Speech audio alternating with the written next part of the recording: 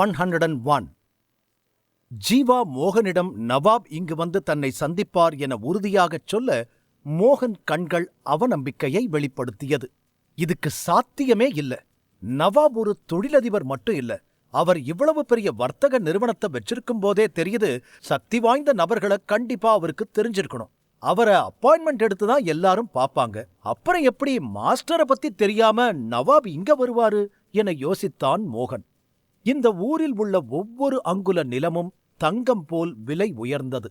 அப்படிப்பட்ட ஊரில் இவ்வளவு பெரிய வர்த்தக நிறுவனத்தையும் சந்தையையும் திறக்க பெரும் ஆதரவும் செல்வாக்கும் தேவை. சில சக்தி வாய்ந்த நபர்களும் பழக்கமும் நவாபின் தொடர்புகளும் அரசரின் குடும்பத்துடன் இருக்கும். அதனால் அத்தகைய சக்தி வாய்ந்த நபரை குறைத்து மதிப்பிட முடியாது. மாஸ்டர் தனது அடையாளத்தை வெளிப்படுத்தினால் அவரை நிச்சயமாக எந்த ஒரு நவாபும் சந்திக்க வருவார்கள். ஆனால் யார் என்று தெரியாத ஒருவருக்காக சாதாரண மனிதன் கூட வருவது சந்தேகம் எனும்போது நவாப் எப்படி வருவார்? ஒவ்வொரு வருகையாளரையும் வரவேற்க அவருக்கு நேரம் இருந்தால் அவரால் இவ்வளவு பெரிய நிறுவனத்தை உருவாக்கவே முடியாது. மோகன் சந்தையில் ஒரு சிறிய கடையை நடத்தி வந்தாலும் அவனுக்கு இதுபோன்ற விஷயங்கள் தெளிவாக தெரியும். நவாப் இங்கு வர வாய்ப்பே இல்லை என மோகன் சொல்லுவதைக் கேட்டு சத்தமாக சிரித்தான் ஜீவா. பின் சிரித்துக்கொண்டே தேநீர் கோப்பையை உயர்த்தி, நீ நம்பரையோ இல்லையோ, ஆனா இன்னைக்கு அந்த நவாப் இங்க வரத்தான் போறாரு. ஆனா அதுக்கு உன்னோட ஒத்துழைப்பும் கொஞ்சம் தேவைதான். நான் சொல்றத நீ அப்படியே பண்ணு.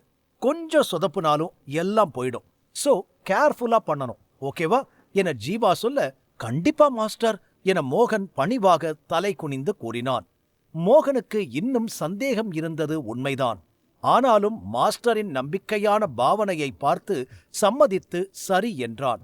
நல்லது, உனக்கு உலகத்திலேயே பிடிக்காத ஆளு யாரு என கேட்டான் ஜீவா.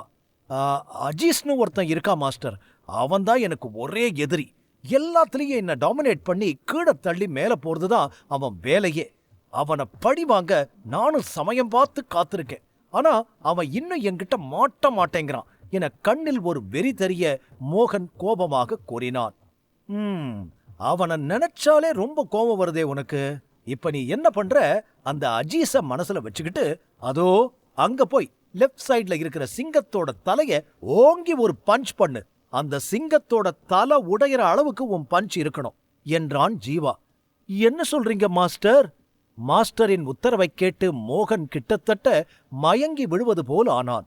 மாஸ்டர் ஒரு நல்ல சிறந்த திட்டத்தை செயல்படுத்துவார் என மோகன் நினைத்திருந்தான். ஆனால் இது என்ன திட்டம்? இந்த சிங்கங்கள் நவாபுக்கு மிகவும் பிடித்த ஒன்று.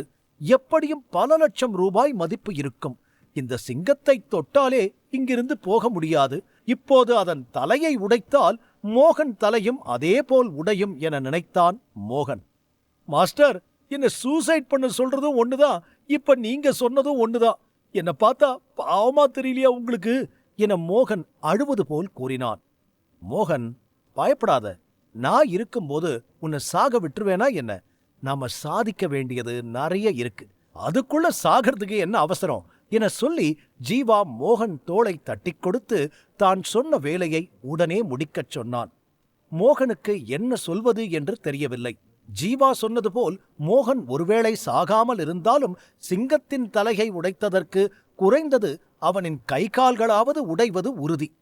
நவாப் தண்டனை கொடுப்பதற்கு முன்பாகவே அங்கிருக்கும் மக்கள் மோகனை புரட்டி எடுத்து விடுவார்கள். இதையெல்லாம் யோசித்து மோகன் தயக்கமாக நின்றான். அதை பார்த்து ஜீவா கோபமாக, என்ன மோகன், அப்படியே அமைதியா இருக்கிற? அப்போ என் பேச்ச கேட்க மாட்ட, அப்படிதானே என கண்களை சுருக்கிக் கொண்டு கேட்டான் ஜீவா. ஜீவா பேசிய தொனியே மோகனை பயமுறுத்துவது போல் இருந்தது. எப்படியும் ஆசிரியராக பணிபுரிந்த பழக்கம் ஜீவாவுக்கு இருந்ததால் ஒருவரை மிரட்டும் தொனி சாதாரணமாகவே அவனுக்கு இருந்தது. அதிலும் இப்போது ஜீவா பெரிய மனிதன் போல் மாறு வேஷத்தில் இருக்க அவன் முகம் பார்க்க கோரமாக இருந்தது. மாஸ்டர், அது எனக்கு கொஞ்சம் என மோகன் தடுமாறினான். மோகன் பதற்றத்தை உணர்ந்து ஜீவா விளக்கினான். கவலைப்படாத, நீ அந்த சிங்கத்தோட தலைய உடைச்சா நாம இங்கிருந்து பங்களாக்கு போகும்போது நீ டான் லெவல் ஸ்டேஜ் 3 தாண்ட நான் உனக்கு ஹெல்ப் பண்ணுவேன். இது நான் உனக்கு கொடுக்கிற காம்ப்ளிமெண்ட். அது போக நானும் இங்கதான் இருக்கேன், உனக்கு எந்த பிரச்சனையும் வராது. நவாப் உன்னை எதுவும் பண்ண மாட்டாரு. இன்னும் சொல்ல போனா உனக்கு தேங்க்ஸ் சொல்லி பரிசு கொடுப்பாரு என கூறினான் ஜீவா. மோகன் குறிப்பாக நவாபின் கோபத்திற்கு பயந்தான் என்பது ஜீவாவுக்கு நன்றாகத் தெரியும். மேலும் மோகனை இதுபோன்று செய்யச் சொல்வது மிகப்பெரிய விஷயம் என்றும் ஜீவாவுக்குத் தெரியும். எனவே ஜீவா அவனிடம் விளக்கிக் கூறினான். மேலும் சில பலன்களைக் கூறி மோகனைக் கவர்ந்தான். இவ்வளவு நம்பிக்கையாக மாஸ்டர் சொல்வதைக் கேட்டு மோகனால் மனம் இறங்காமல் இருக்க முடியவில்லை. சரிங்க சார் என இறுதியாக தலையசைத்தான். மாஸ்டரின் வாக்குறுதி அனைத்தையும் கேட்ட மோகன் மாஸ்டர் ஒரு சிறந்த மாஸ்டர் ஆசிரியர் என்று நினைத்தான். மேலும் நவாப் எவ்வளவு சக்தி வாய்ந்தவராக இருந்தாலும் மாஸ்டர் டீச்சர் முன் தவறாக நடந்து கொள்ள மாட்டார் என்ற நம்பிக்கை மோகனுக்கு இருந்தது. இருந்தாலும் அவன் முதலில் தயங்கினான். பின் மாஸ்டரிடம் விளக்கம் கேட்டபின் கொஞ்சம் தைரியம் வந்து சிங்கம் போல நடந்தான் மோகன். மோகன் ஃபைட்டர் லெவல் 3ல் ரொம்ப நாட்களாக மாட்டிக்கொண்டு இருந்தான். அதனால் அவன் முன்னோக்கிச் செல்ல எல்லா முறைகளையும் பயன்படுத்தினான். ஆனாலும் எந்த முறையும் அவனுக்கு பலன் தரவில்லை. அவனால் இந்த நிலையிலிருந்து ஒரு அடி கூட நகர முடியவில்லை. ஆனால் இப்போது ஒரு படி முன்னேறிச் செல்ல வாய்ப்பு கிடைத்துவிட்ட நிலையில் அதை விட்டுவிட மோகன் முட்டாளில்லை என்பதால்தான் ஜீவா சொன்னதை தயக்கமின்றி ஏற்றுக்கொண்டான். எல்லையில் போரிடச் செல்லும் இராணுவ வீரனைப் போல தைரியம் காட்டினான் மோகன். கம்பீரமாக நடந்து சென்று கையை முறுக்கிக் கொண்டு அவன் வேகமாக சென்று இடது சிங்கத்தின் முன் நின்றான். ஒரு பலமான அடி அடித்து தன் முழு பலத்துடன் கையை உயர்த்தினான். மோகன் பருமனாகவும் தோற்றத்தில் பலவீனமாகவும் இருந்தாலும் அவனுக்குள் பலம் இருந்தது. தன் கையை கீழே கொண்டு வந்து ஓங்கி ஒரு குத்து விட்டான். அவன் நேரடியாக சிங்கத்தின் கழுத்தில் அடித்திருந்தான். லெவல் 3ல் மோகன் இருந்தபோதும் கூட அவன் பலம் குறையவில்லை. அவனது பஞ்ச் வலிமை 450 கிலோவுக்கு குறையாமல் இருந்தது. வலிமையான பொருட்களால் செய்யப்பட்ட அந்த பளிங்கு சிங்கத்தை அவன் கை தொட்டவுடன் அது கண்ணாடியால் ஆனது போல் உடைந்து விழுந்தது. டொப்! பல லட்சம் ரூபாய் மதிப்புள்ள சிங்கத்தின் தலை துண்டு துண்டாக உடைந்து தரையில் விழுந்தது. அந்த கல் சிங்கம் உடையும் சத்தம் உடனே அங்கிருந்த மக்களின் கவனத்தை ஈர்த்தது. அது உடைந்ததும் ஒரு அபாய மணி ஒலித்தது. மணி ஓசை ஒலித்ததை அடுத்து இன்னும் அதிகமானோர் சிங்கத்தை திரும்பி பார்க்க ஆரம்பித்தனர். என்ன நடந்துச்சு? பச்சை பளிங்கு சிங்கத்தை யாரோ உடைச்சிட்டாங்க போல. அது யாரா? அது பைத்தியம் மாதிரி. நவாப் இந்த சிங்கங்களை தனது பொக்கிஷமாக கருதுகிறார். ஒரு நாளைக்கு பல முறை அலுவலகத்தை விட்டு வெளியே வந்து இதை தொட்டு பார்ப்பார். இதை உடைக்க துணிஞ்சவன் எவன்? இவன் யாரு? அவன் சாக ஆசைப்படுறானா? கட்டிடத்தில் நடமாடும் மக்கள் கூட்டம் அதிர்ச்சியில் உறைந்து நின்று விட்டது போல் இருந்தது. அனைவரும் அதிர்ச்சியில் இருந்தனர். மக்களின் கிசுகிசு முடிவதற்குள் காவலர்கள் குழு முழுவதும் அங்கு வந்தது. மேலும் அவர்கள் சிங்கத்தை ஒரு பார்வை பார்த்தவுடன் அவர்கள் அந்தந்த இடங்களிலேயே உறைந்து நின்றனர். அவர்கள் யாராலும் தன் கண்களையே நம்ப முடியவில்லை. இந்த 2 கல் சிங்கங்களும் நவாபுக்கு மிகவும் விலை மதிப்பற்றவை. மேலும் இவை பல லட்சம் ரூபாய் மதிப்புடையவை. எல்லாவற்றிற்கும் மேலாக மொத்த சந்தையிலும் இதுபோன்ற ஜோடி சிங்கங்கள் எதுவும் இல்லை. எங்கிருந்தோ வந்தவன் வேணுமனே பஞ்ச் பண்ணி இந்த சிங்கத்தோட தலைய உடைச்சிருக்கான். அவனுக்கு எவ்வளோ தைரியம், எவ்வளோ திமிர் இருக்கும். அவன் இங்க சாகத்தான் வந்திருக்கான். அவனை யாரும் தப்பிக்க விடாதீங்க. அவனை பிடி. அவனை பிடிக்க ஹெல்ப் பண்றவங்களுக்கு நவாப் நிச்சயமா ஒரு வெகுமதி கொடுப்பாரு என சில நிமிடம் கழித்து அதிர்ச்சியிலிருந்து வெளியே வந்த காவலர் கூச்சலிட்டார். ஆ ஆ ஓ பிடிங்க, விடாதீங்க என அவனுடைய ஒரே அலறலில் மக்கள் கூட்டம் ஓநாய்கள் போல் ஆனது. எல்லோரும் மோகனை எல்லா பக்கங்களிலிருந்தும் சூழ்ந்தனர். ஒருவர் பின் ஒருவராக மோகனை நோக்கி கவனமாக சுற்றியும் நெருங்கினார்கள். மோகன் தப்பிக்க எந்த ஒரு வழியும் கொடுக்கவில்லை. இறுதியாக மோகன் பிடிபட்டவுடன் அனைவரும் அவனை தங்கள் பக்கம் இழுக்கத் தொடங்கினர். ஐயோ, முடியல, அதுக்குள்ள எல்லாரும் வந்துட்டாங்களே, என்னால தப்பிக்க முடியாது என அவர்கள் பிடியிலிருந்து விலக முயற்சி செய்து கொண்டே முனகினான் மோகன். இவ்வளவு சீக்கிரம் காவலர்கள் வருவார்கள் என்று அவன் நினைக்கவில்லை. சிங்கத்தின் தலையை உடைத்துவிட்டு மாஸ்டரிடம் திரும்பிச் செல்வதற்குள் அனைவரும் அவனை சூழ்ந்து கொண்டனர்.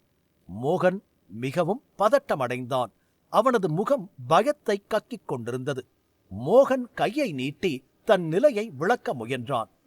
நான் சொல்றத கொஞ்சம் கேளுங்க, ஒரு நிமிஷம், ஒரே நிமிஷம், நான் எல்லாத்தையும் சொல்லிடுறேன் ப்ளீஸ் என மோகன் கெஞ்சிக் கொண்டிருக்க, அதை துளியும் காதில் வாங்காமல், நீ எதையும் சொல்ல வேணாம், இவன் அடிங்க, அடிச்சுட்டு அப்புறம் பேசலாம், நீ என்ன சொல்லி நாங்க என்ன கேட்கறது, அவன் வாயிலேயே குத்துங்க என காவலர்கள் சத்தமாக அலற ஆரம்பித்தனர். மோகன் மீது எண்ணற்ற பஞ்ச் மழை பொழிய ஆரம்பித்தது. நவாபின் சிங்கங்கள் அவர்கள் கண் முன்னே உடைந்தன. அதனால் அவர்கள் வெறிபிடித்த நாய் போல் ஆனார்கள். மோகன் பேச முயன்றான். அடிபடும் தருவாயில் நிற்பதை பார்த்த மோகனின் மனநிலை இறுகியது. அவன் இப்போது மாஸ்டரை நினைத்து பார்த்தான். மாஸ்டர் ஒண்ணு ஆகாதுன்னு நம்பிக்கையா சொன்னாரே, ஆனா இங்கே அவனை நம்பி வந்தேன் பாரு, எனக்கு இது தேவைதான், மாஸ்டர் ஒரு சீட்டர் என நினைத்து மோகனின் மொத்த கோபமும் இப்போது ஜீவா மீது இருந்தது. உண்மையில் இப்போது மோகனை சூழ்ந்து கொண்டு அடிப்பவர்களின் மீது அவனுக்கு எந்த கோபமும் இல்லை.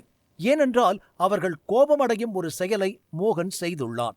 அது மட்டுமில்லாமல் ஒரு காவலர்களின் வேலையே தகராறுகளை தீர்ப்பதும் சொத்துக்களை பாதுகாப்பதும் பொறுப்பாக இருப்பதும் தான். நிறுவனத்திடமிருந்து வாங்கும் சம்பளத்திற்கு தங்களின் வேலையை மட்டுமே அவர்கள் செய்து கொண்டிருந்தனர். அதுவும் இல்லாமல் இந்த பளிங்கு சிங்கங்கள் நவாபின் விருப்பமானவை. அவற்றில் ஒன்றை ஒருவன் உடைத்தான் என்று நவாப் கோபமடைந்து பாதுகாவலர்களை வேலையை விட்டு நீக்கக்கூட முடிவு செய்யலாம். இவ்வளவு இக்கட்டான நிலையிலிருந்து பாதுகாவலர்கள் கோபப்படாமல் இருந்திருந்தால் மட்டுமே ஆச்சரியப்பட வேண்டும். இப்போது அவர்களின் இந்த ரியாக்ஷன் மிகவும் சாதாரணமான ஒன்றுதான். என்ன ஆச்சு, மோகன் இன்னும் வரல என்று காத்திருந்த ஜீவாவின் காதில் ஏதோ சலசலப்பு ஏற்பட்டு சத்தம் கேட்டது. வெகு நேரமாகியும் இதுவரை மோகன் திரும்பி வராமல் இருக்க வேகமாக திரும்பி பார்த்தான் ஜீவா. ஜீவா அந்த காட்சியை பார்த்ததும் அவன் காலுக்கு கீழே நிலம் பெயர்வது போல் இருந்தது. என்ன, மோகனை தான் புரட்டி எடுத்துக்கிட்டு இருக்காங்க போல. சிங்கத்தை உடைச்சிட்டு உடனே இங்க வான்னுதானே அவன்கிட்ட சொன்னேன், அதுக்குள்ள எப்படி இப்படி மாட்டிக்கிட்டான்? அவன் எதுக்கு இத பண்ணான்னு விசாரிக்காமலேயே இந்த வெளுக்கிறானுங்களே. நவாபும் அங்க இருக்கிற மாதிரி தெரியல. இப்ப அங்க போனா நம்மளையும் எதுவும் கேட்காம அடிப்பானுங்க போலயே. என்ன பண்ணலாம் என ஜீவா யோசித்துக் கொண்டு அசையாமல் அமர்ந்திருந்தான். இவன் தலைய தனியா கழட்டி நவாப் காலடியில போடுங்கடா, அப்பதான் நம்ம வேலை தப்பிக்கும். ஆமா, நவாப் சிங்கத்தை பாக்குறதுக்குள்ள இவன் தலை அந்த சிங்கத்தோட தலையோட இருக்கணும். இவனை விடக்கூடாது. அவர்கள் பேசுவதையெல்லாம் கேட்டுக்கொண்டிருந்த மோகனுக்கு இதயமே நின்று விடுவது போல் ஆனது. சுற்றியும் இருந்த பாதுகாவலர்கள் கூட்டம் அரக்க கூட்டம் போல் மோகனுக்கு தெரிந்தது. என்னது, தலைய கழட்ட போறீங்களா? அட பாவிகளா, என்ன எதுன்னு கேட்காம இப்படி அடிக்கிறானுங்களே. இதுல தலைய வேற எடுக்கிறேன்னு சொல்றாங்க. இது எல்லாத்துக்கும் காரணம் அந்த வீணா போன மாஸ்டர் தான் என நினைத்து பல்லை கடித்துக் கொண்டு தரையில் படுத்திருந்தபடியே பாதுகாவலர்களின் காலிடுக்கில் பார்வையை செலுத்தினான் மோகன். மாஸ்டர் ஒய்யாரமாக அதே இடத்தில் அமர்ந்திருப்பது தெரிந்தது. மாஸ்டர் என திணறிக்கொண்டு கத்தினான் மோகன். அமைதியாக அமர்ந்திருந்த மாஸ்டரை பார்த்த மோகனுக்கு அழுவது போல் இருந்தது. இப்போது எந்த நேரத்திலும் அடிவாங்கி இறந்து போகலாம் என்பது மோகனுக்கு தெரியும். மாஸ்டர், உங்களை நம்பித்தானே இதை பண்ணுனேன். எனக்கு ஒண்ணு ஆகாது, நீங்க பாத்துக்கிறேன்னு சொன்னீங்களே. இப்படி அடி வாங்கறத பாத்துக்கிட்டு அமைதியா இருக்கீங்களே, இதான் நீங்க பாத்துக்கிறேன்னு சொன்னதுக்கு அர்த்தமா என வலி தாங்க முடியாமல் கத்தினான் மோகன். மீண்டும் மோகன் வாயிலிருந்து சத்தம் வரவே காவலர்கள் அவனை இன்னும் பலமாக அடிக்கத் தொடங்கினார்கள். என்னாச்சு, ஏன் இவ்வளோ சத்தம் என ஒரு கர்ஜிக்கும் குரல் திடீரென ஒலித்தது. ஒரு மரியாதைக்குரிய நடுத்தர வயது நபர் கதவை நோக்கி சில பாடிகார்டுகளுடன் வந்தார். வாசலில் நின்று பார்த்தபோது சிங்கம் சிதறி விழுந்ததைக் கண்டார். உடைந்த சிங்கத்தை பார்த்ததும் அவர் முகம் சிவக்க ஆரம்பித்தது. உடைந்த சிங்கத்தை பார்த்து அவர் வருத்தமும் கோபமும் அடைந்தது தெளிவாக தெரிந்தது. அவர் வேறு யாரும் அல்ல, இந்த நிறுவனத்தின் உரிமையாளர் நவாப் சிராஜ். சிங்கம் உடைந்தபின் அந்த செய்தியை ஒருவர் சொன்ன அடுத்த நொடி நவாப் அவசரமாக இந்த இடத்தை நோக்கி வந்தார். காவலாளியை கோபமாக பார்த்து, என்ன நடந்துச்சு என கேட்டார் நவாப். நவாப், நாங்க எல்லாரும் இங்கதான் இருந்தோம். ஆனா இவன் திடீர்னு வந்து இந்த சிங்கத்தோட தலைய ஒரே அடியில உடைச்சிட்டான். நாங்க யாரும் இதை எதிர்பார்க்கவே இல்ல. சத்தம் கேட்டு இங்க வரும்போது இவன் தப்பிச்சு ஓட பார்த்தான். நாங்க இவனை தப்பிக்க விடாம சுத்தி வளைச்சு பிடிச்சிட்டோம். என அந்த பாதுகாவலர்களின் தலைவர் முன்னால் வந்து முழு கதையையும் கூறினார். என்னது, ஒரு பஞ்சில இவன் உடைச்சிட்டானா என நவாப் மோகனை பார்த்து விரலைக் காட்டி கேட்டார். உடைத்தவனை கொல்ல வேண்டும் என்பது அவர்களின் கண்களில் தெரிந்தது. அதற்குள் மோகனின் உடல்நிலை மோசமடைந்தது. அங்கிருந்த கூட்டத்தினரிடமிருந்து அவன் பல குத்துகளை வாங்கினான். இப்போது அவனின் ஆடைகளும் கிழிந்து அலங்கோலமாக இருந்தான். நல்ல வேளையாக மோகன் தன் முகத்தை மட்டும் எப்படியோ காப்பாற்றிக் கொண்டான். எபிசோட் 102. நிறுவனத்தில் பல கலேபரங்களுக்கு நடுவில் அடி வாங்கி கசங்கி கிடந்தவனை பார்த்து, நீ மோகன்தானே என புருவத்தை உயர்த்திக் கேட்டார் நவாப். நவாப் அவனை அடையாளம் கண்டுகொண்டு கேட்டார். பின் நவாப் முன் வந்து, சரி அதை விடு, நீ எதுக்கு இத பண்ணுன? சரியான காரணத்தை சொல்லலைனா உன்னை துண்டு துண்டா வெட்டி கடல்ல இருக்கிற மீனுக்கு இரையா போட்டுருவேன். இன்னைக்குதான் உன்னோட கடைசி நாளா இருக்கும் என கடுமையாக எச்சரித்தார். நான் அது என மோகன் பயத்தில் நடுங்கினான். பின் தயங்கி தயங்கி, என்னோட மாஸ்டர் தான் இப்படி பண்ண சொன்னாரு என்றான். என்னது, உன்னோட மாஸ்டரா? எப்ப இருந்து கடையை விட்டுட்டு இன்னொருத்தர்கிட்ட வேலைக்கு சேர்ந்த என மோகன் பதிலை கேட்டு நவாப் ஆச்சரியமாக கேட்டார். ட்ரேடிங் கம்பெனியின் ஓனர் என்பதால் மோகன் இந்த சந்தையில் கடை வைத்திருக்கும் விஷயம் நவாபிற்கு தெரிந்தது. ஆனால் அவன் மாஸ்டரிடம் பட்லராக சேர்ந்ததெல்லாம் அவருக்கு தெரியாமல் இருந்தது. ஆனாலும் நேற்று மோகன் கடையை மூடிவிட்டதாக கேள்விப்பட்டார். இருந்தும் மோகன் அவ்வளவு பெரிய ஆள் இல்லை என்பதால் முழு விஷயத்திலும் கவனம் செலுத்த நவாப் நினைக்கவில்லை. மோகன் ஜீவாவை கைகாட்டி, நேத்துதான் மாஸ்டரை பார்த்தேன், என்னோட மாஸ்டர் அங்க இருக்காரு என்றான்.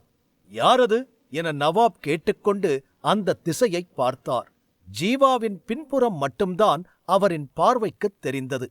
ஜீவா முகத்தை திருப்பிக் கொண்டு அமர்ந்து மிக மெதுவாக தேநீர் அருந்திக் கொண்டிருந்தான். இந்த சத்தமும் கூட்டமும் அவன் கவனத்தை துளியும் திசை திருப்பவில்லை. ஜீவா திரும்பி இயல்பாக இருப்பதை பார்த்து நவாப் மீண்டும் மோகனை முறைத்தார். அச்சச்சோ, இந்த மாஸ்டர் நம்மள மீனுக்கு இரையாக்காம விடமாட்டாரு போலயே. இங்க எவ்வளோ கலவரம் நடந்துகிட்டு இருக்கு, இவர் டீ குடிச்சுக்கிட்டு இருக்காரே என மோகன் கடுப்பாக நினைத்துக் கொண்டு மாஸ்டர் என கத்தினான். இப்போது குறைந்தபட்சம் தனது கருத்தைச் சொல்ல ஒரு வாய்ப்பு கிடைத்ததால் மோகன் நிம்மதி பெருமூச்சு விட்டான். பல முறை கத்தியும் ஜீவா திரும்பி பார்க்காமல் இருக்க, நவாப் கோபப்படாதீங்க, எனக்கே அவர் மேல ரொம்ப கோபம்தான், இதோ ஒரு நிமிஷம் என கையை காட்டிவிட்டு, மாஸ்டர் மாஸ்டர் என கத்தியபடி ஜீவா அருகில் நெருங்கினான் மோகன். நவாபும் மோகனை பின்தொடர்ந்து வேகமாக ஜீவா அருகில் சென்று அவனை நேருக்கு நேர் பார்த்து, என்னோட சிங்கத்தை நீதா உடைக்க சொன்னியா என நவாப் கேட்க, ஜீவா நவாபுக்கு எந்த பதிலும் கொடுக்கவில்லை. நவாபின் பேச்சுக்கும் தனக்கும் சம்பந்தம் இல்லாதது போல் நிதானமாக தேநீரை குடித்தான். இது நவாபை அவமதிக்கும் செயல் என அனைவருக்கும் தெரியும். ஜீவா திமிராக நவாபின் கேள்வியை புறக்கணித்ததை நவாபின் காவலர்கள் பார்த்தனர். அதுவும் இல்லாமல் நவாப் எதிரே வந்தபோதும் ஜீவா எழுந்து நிற்கவில்லை. இதனால் அவர்கள் அனைவரும் கோபமடைந்து ஜீவாவை பலவிதமாக பேச ஆரம்பித்தனர். என்ன ஆச்சு இந்த மாஸ்டருக்கு? எதுக்கு இப்படி பைத்திய மாதிரி பண்றாரு? இவரை நம்பி வேற வந்துட்டேன், இங்கிருந்து திரும்பி போவோமானு வேற தெரியலையே என நினைத்து அழுது கொண்டிருந்தான் மோகன். டேய், யார் நீ? நல்லா ட்ரெஸ் பண்ணிக்கிட்டு டீசெண்டா இருக்க, ஆனா நீ பண்ற வேலை கேவலமா இருக்கு. உன் கதை இன்னைக்கு முடிஞ்சுதுடா. நவாப் வார்த்தைக்கே மரியாதை கொடுக்காம இருக்க, உனக்கு எவ்வளோ தைரியம்? உனக்கு உயிர் மேல ஆசை இல்லையா? நவாப் சிங்கத்தை கொல்ல நீ உன் வேலைக்காரனுக்கு எப்ப கட்டளை இட்டையோ அப்பவே உன்னோட கெட்ட நேரம் ஆரம்பிச்சிருச்சு. இவன் யாரு? நான் இதுக்கு முன்னாடி பார்த்ததே இல்லையே. இவன் எங்கிருந்து வந்தான்? இவன் யாருங்கிறதா இப்ப முக்கியம். இவன் எங்கிருந்து வந்தாலும் இப்ப சாக போறான், அதான் உண்மை என அங்கிருந்தவர்கள் கத்தி கூச்சலிட ஆரம்பித்தனர். ஆனால் நவாப் மிகவும் அறிவும் கண்ணியமும் கொண்டவர். அவர் எப்போதும் பரந்த மனப்பான்மையுடன் உலகத்தை பார்த்தார்.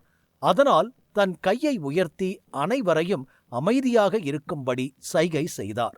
பின் ஜீவாவை பார்த்து அமைதியாக, உன் பேர் என்ன? என் சிங்கத்தோட தலையை எதுக்கு உடைக்க சொன்ன? நீ யாரு என கேட்டார் நவாப். உட்காருங்க என அமைதியான தொனியில் தேநீர் அருந்திக் கொண்டே கூறினான் ஜீவா. அவன் நவாபை பார்க்கக்கூட கண்களை உயர்த்தவில்லை. இதை பார்த்த மோகன் அங்கிருந்து நைஸாக நழுவ முயற்சி செய்தான். அதை பார்த்த காவலர் ஒருவர் மோகன் முன்னால் கையை நீட்டினார். மோகன் வேறு வழியில்லாமல் விழிகளை உருட்டி அமைதியாக நின்றான். ஜீவாவின் குறும்புத்தனத்தை பார்த்ததும் நவாபின் கோபம் மேலும் அதிகரித்தது. அவர் முகம் பலவித பாவனையை ஒரே நேரத்தில் வெளிப்படுத்தியது. எதிரில் இருப்பவன் எந்த அளவுக்கு அவரை மதிக்கிறார் என்பது அவனது செயல்களிலிருந்தே தெரிந்தது. ஜீவா நவாபுடன் அமர்ந்து டீ குடிக்க முடிந்தது. ஆனால் நவாபிற்கு அந்த மனநிலை கொஞ்சம் கூட இல்லை. நவாப் ஜீரோவிலிருந்து இந்த நிறுவனத்தை தொடங்கினார். பின் கொஞ்சம் கொஞ்சமாக இவ்வளவு பெரிய சாம்ராஜ்யத்தை உருவாக்கினார். மேலும் நாட்டின் சக்தி வாய்ந்த மக்களிடையே தன்னை பெரும் ஆளுமையாக முன்னிறுத்திக் கொண்டார். இப்போது நாட்டின் அமைச்சர்கள் மற்றும் தளபதிகள் கூட நவாபை தங்கள் நண்பராக கருதினர். அவர்கள் கூட நவாப் முன் பெருமை பேச துணிந்ததில்லை. மேலும் இந்த மனிதன் இவரைப் போன்ற ஒருவரை எப்படி இப்படி நடத்துகிறான் என்பதை யாராலும் புரிந்து கொள்ள முடியவில்லை. இதை பார்த்த நவாபின் கண்களும் சிவக்க ஆரம்பித்தது. நவாபின் தகுதியும் மதிப்பும் அவரின் அதீத கோபத்தை கட்டுப்படுத்த வைத்தது. அதனால் கோபத்தை கட்டுப்படுத்த முயன்றார். ஏனென்றால் எதிரில் இருக்கும் நபர் உடை நேர்த்தியாக இருந்தது மட்டுமல்லாமல் ஒரு நவாப் என்று தெரிந்தும் இப்படி நடந்து கொண்டதால் கண்டிப்பாக அவனுடைய பின்னணி ஏதோ பெரியதாக இருக்க வேண்டும் என நவாப் யோசித்தார். இப்படி கோபத்தை கட்டுப்படுத்தும் குணம் அவரிடம் இல்லாவிட்டால் இந்த நிறுவனத்தை இவ்வளவு பெரியதாக மாற்றி இருக்கவே முடியாது. சரி சொல்லு, நீ எதுக்கு சிங்கத்தை உடைக்க சொன்ன? நவாப் அமைதியாக ஜீவா முன் அமர்ந்து கேட்டார். ஜீவா இப்போதும் எதுவும் பேசாமல் அமைதியாக தேநீரை அருந்தினான். நவாபின் கோபத்தை சரியாக பார்க்கக்கூடச் செய்யாமல் தேநீர் மிகவும் சூடாக இருப்பது போல் பாவனை செய்து மெல்ல மெல்ல தேநீர் அருந்தினான் ஜீவா. ஜீவாவின் ஒவ்வொரு செயலுக்கும் காவலர்கள் மோகனை இறுக்கிப் பிடிக்க மோகனின் நிலை மேலும் மோசமாகிக் கொண்டிருந்தது. மறுபுறம் நவாபின் கோபமும் வெளிப்பட்டது. பின் நவாப் பொறுமை இழப்பதற்குள் தன் கோப்பையை கீழே வைத்துவிட்டு கண்களை உயர்த்தி நவாபை பார்த்தான் ஜீவா. அவருக்கு 45-50 வயது இருக்கும். மேலும் அவரது கண்கள் முற்றிலும் கருப்பாக இருந்தது. அதன் காரணமாக அவருக்கு ராயல் லுக் கிடைத்தது. இவரை பார்க்கும் எவருக்கும் அவர் வாழ்க்கையில் ஒரு பெரிய பெயரை சம்பாதித்திருக்கிறார் என்று தெளிவாக புரியும். பின் எதுவும் பேசாமல் ஜீவா மோகனை பார்த்தான். மோகன் கூட அவனது செய்கையை புரிந்து கொண்டு இதை விட்டால் வேறு வாய்ப்பு இல்லை என நினைத்து உடனே ஜீவா அருகில் வந்து பணிவாக நவாபை காட்டி சைகை செய்து, மாஸ்டர், இவர்தான் இந்த நிறுவனத்தோட தலைவர் நவாப் சிராஜ் என்றான் பணிவாக. ஓ, அப்படியா என இயல்பாக கேட்டுக்கொண்டு தலையசைத்தான் ஜீவா. பின் டீ பேனை எடுத்து டீயை ஊற்றிக்கொண்டே, சிராஜ், அப்புறம் எப்படி இருக்கீங்க? வீட்ல எல்லாம் நல்லா இருக்காங்களா என இயல்பாக கேட்டான் ஜீவா. ஒரு நிமிடத்திற்கு முன்பு குழப்பமும் சத்தமும் இருந்த கட்டிடம் முழு நிசப்தமாக இருந்தது. ஊசி விழுந்த சத்தம் கூட கேட்கும் அளவுக்கு அப்படி ஒரு அமைதி. என்ன நடக்குது இங்க? என் காதுல ஏதும் தப்பா விழுந்துருச்சா? இவன் முதல்ல நவாப் சிங்கத்தை உடைக்க ஆள அனுப்புனா, இப்ப நவாப் கூடவே சாதாரணமான துணியில பேசுறானே, அவரோட குடும்பத்தை பத்தி வேற கேட்கிறானே, அவன் நவாப் பேரை சொல்லி கூப்பிடுறானே என அங்கிருந்தவர்கள் பேசிக்கொண்டு குழம்பினார்கள். ஜீவாவுடைய தைரியம் கொஞ்சம் அதிகமாகவே இருந்ததை அனைவரும் அதிர்ச்சியாக பார்த்தனர். இதை பார்த்து கொண்டிருந்த மோகன் மேலும் தடுமாறினான். அவன் அங்கிருந்து ஓடிவிடுவதுதான் நல்லது என்று எண்ணிக்கொண்டிருந்தான். ஆனால் அவனை சுற்றியிருந்த காவலர்கள் விடாமல் கிடிக்குப் பிடியாக பிடித்துக் கொண்டிருக்க எதுவும் செய்ய முடியாமல் அமைதியாக நின்றான். யோ மாஸ்டர், நான் உங்களை பெரிய மாஸ்டர் டீச்சர்னு நினைச்சேன். உங்களை நம்பி வந்த பாவத்துக்கு என்னையே பலி கொடுக்க பாக்குறீங்களே, இது நியாயமா? எனக்கு சம்பளம் தர அடுத்த ஸ்டேஜுக்கு கூட்டிட்டு போறேன்னு சொல்லிட்டு இப்ப என் கதையவே முடிக்க பாக்குறீங்களே. இப்ப உங்களை பத்தி எதுவும் நவாபுக்கு தெரியாது. அதனால இங்கிருந்து ஈஸியா நீங்க தப்பிச்சு ஓடி போயிடலாம். ஆனா நான் என்ன பண்ணுவேன்? என் குடும்பம் எல்லாரும் இங்கதான் இருக்காங்க. நான் எங்க ஓடி போய் ஒளிய முடியும் என மோகன் மனதுக்குள் குமுறிக்கொண்டு நின்றான். ஜீவாவின் வார்த்தைகளைக் கேட்டு கடும் கோபமாக, என்ன சொன்ன நீ? என்ன சொன்ன என நவாப் கேட்டார். இவ்வளவு நேரமாக கஷ்டப்பட்டு கோபத்தை கட்டுப்படுத்திக் கொண்டிருந்தார் நவாப். ஆனால் ஜீவாவின் வார்த்தைகளை கேட்ட உடனேயே கோபம் வெடித்தது. உன்னை இதுக்கு முன்னால நான் பார்த்ததே இல்ல. நீ யாருனே எனக்கு தெரியாது. ஏன் இடத்துக்கு வந்து நான் கேட்டதுக்கு பதில் சொல்லாம என் குடும்பத்தை பத்தி கேட்டுக்கிட்டு இருக்கியே? என்ன யாருன்னு நினைச்சு பேசிக்கிட்டு இருக்க நீ? முதல்ல என் சிங்கத்தை உடைச்ச. அப்படி இருந்தும் என் கோபத்தை கட்டுப்படுத்தி உன் முன்னால பேச உட்கார்ந்திருக்கேன். ஆனா நீ என் பொறுமைய சோதிக்கிற மாதிரி என் குடும்பத்தை பத்தி சாதாரணமா நல்லா விசாரிக்கிற. என் கேள்விக்கு பதில் சொல்லாம யாரும் என்கிட்ட கேள்வி கேட்டதில்ல. உன்னை இனியும் சும்மா விட போறதில்ல என கோபமாக கூறினார் நவாப். கோபப்படாதீங்க சிராஜ். நீங்க என்ன தப்பா புரிஞ்சுக்கிட்டீங்கன்னு நினைக்கிறேன். நான் எதுவும் தப்பா கேட்கல. முதலா உங்களை மீட் பண்ணதுனால உங்களையும் உங்க குடும்பத்தையும் நல்லா விசாரிச்சேன், அவ்வளவுதான் என்றான் ஜீவா. எதிரில் இருந்த நவாப் கோபத்தில் சிவந்து கொண்டிருந்தார். ஆனால் இப்போது கூட ஜீவா முகத்தில் எந்த கவலையும் தெரியவில்லை. நீ இத முதல்ல வந்ததும் கேட்டிருந்தா உனக்கு கொஞ்சம் மரியாதை கொடுத்திருப்பேன். ஆனா என் சிங்கத்தை ஆள் வச்சு உடைச்சு என்னையும் மதிக்காம இப்படி பேசுற உன்னை மதிச்சு பேசினா அது எனக்கு தான் அசிங்கம். உனக்கு என் குடும்பம் எப்படி இருந்தா என்ன? அத பத்தி உனக்கு என்ன கவலை என்றார் நவாப். இப்போது நவாப் தனது கோபத்தால் ஜீவாவை கொன்றுவிடக்கூட நினைத்தார். நவாப் தனது கத்தியை எடுத்து ஜீவாவை கொல்லும் தருணம் வெகு தொலைவில் இல்லை என்று அனைவருக்கும் தோன்றியது. எனக்கு என்னவா? நல்லா கேட்டீங்க நீங்க. ஒருத்தங்க உயிர் போறது தெரிஞ்சு அவங்கள காப்பாத்த என்னால முடிஞ்ச அளவு ட்ரை பண்ண நினைச்சேன். ஆனா நீங்க இப்படி சொல்லும்போது நான் என்ன பண்ண முடியும்? சரி விடுங்க, இனி இத பத்தி பேச மாட்டேன் என ஜீவா தலையசைத்தபடி சொன்னான். நீ என்ன சொல்ற என அதிர்ச்சியாக கேட்டார் நவாப். ஒன்னும் இல்ல என டீ குடித்துக்கொண்டே ஜீவா இயல்பாக கூறினான். என்ன சொல்ற? முழுசா சொல்லு என நவாப் பதறிக்கொண்டு கேட்டார். ஜீவா மெல்ல புன்னகைத்து, பச்சை மார்பிள் கல் உண்மையா சில செய்ய நல்ல கல்லுதான். அது பார்க்க அழகாவும் இருக்கும். திரும்ப திரும்ப தொட்டா உடல்ல இருக்கிற ரத்த ஓட்டத்தை சீராக்கும். ஆனா ரத்தம் கலந்த பச்சைக்கல் அது இதிலிருந்து கொஞ்சம் அப்படியே வேற. அந்த கல் அத பளிங்குபடுத்துறதுக்காக ஒருத்தன் உடல்ல இருந்து ஊட்டச்சத்தை வாங்கிக்கும். உங்க உடம்பு நல்லா இருக்கு, உங்க நிலையும் நல்லா இருக்கு. நீங்க ஃபைட்டர் லெவல் 7 இன் நிலை 1ல இருக்கீங்க. உங்க ஆற்றல் சுத்தமாவும் தரமாவும் இருக்கு. அதுவும் உங்களுக்கு வலுவான வெளிப்புற உடல் இருக்கு. அதனால இது உங்களுக்கு ஒரு பிரச்சனை இல்ல. இத பத்தி நீங்க கவலைப்பட தேவையில்லை. ஆனா உங்க குடும்பத்தை பத்தி கொஞ்சம் யோசிச்சு பாருங்க. உங்க குடும்பத்துல இருக்கிறவங்க இந்த கல்ல தினமும் தொடறதுனால இதோட தாக்கத்தினால பிரச்சனை வரலாம், இல்ல வந்திருக்கலாம். அதான் உங்க வீட்ல இருக்கிறவங்கள பத்தி நல்லா விசாரிச்சேன். ஆனா நீங்க ரொம்ப கோவக்காரரா இருக்கீங்க. சரி, என்ன பண்றது? எனக்கு வேற வேலை நிறைய இருக்கு. நான் கிளம்புறேன். மோகன், வா போலாம் என பேச்சை முடித்துக்கொண்டு கோப்பையை கீழே வைத்தான் ஜீவா.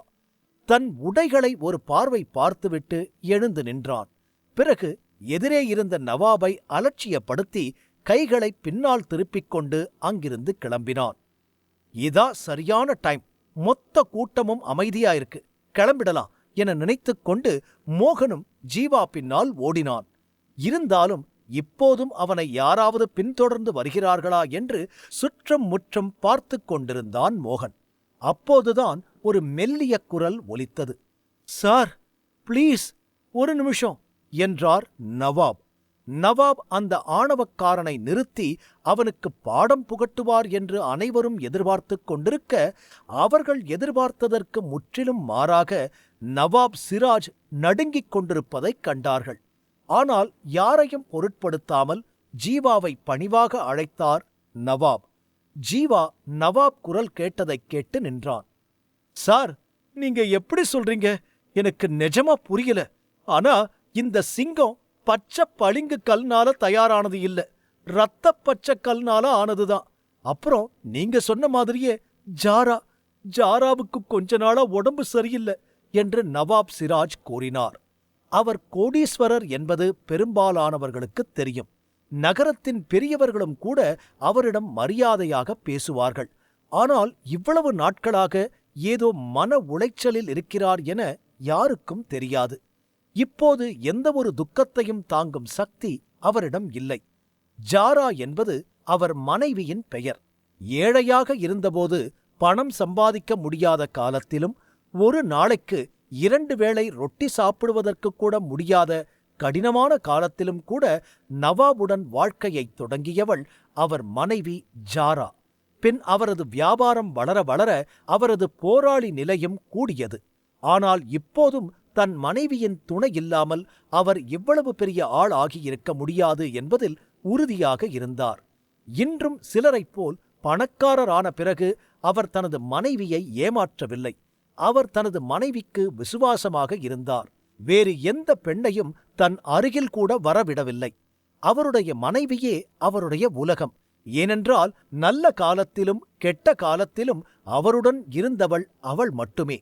ஆனால் எதிர்காலத்தைப் பற்றி யாருக்குத் தெரியும்? அது எதுவாகவும் இருக்கலாம்.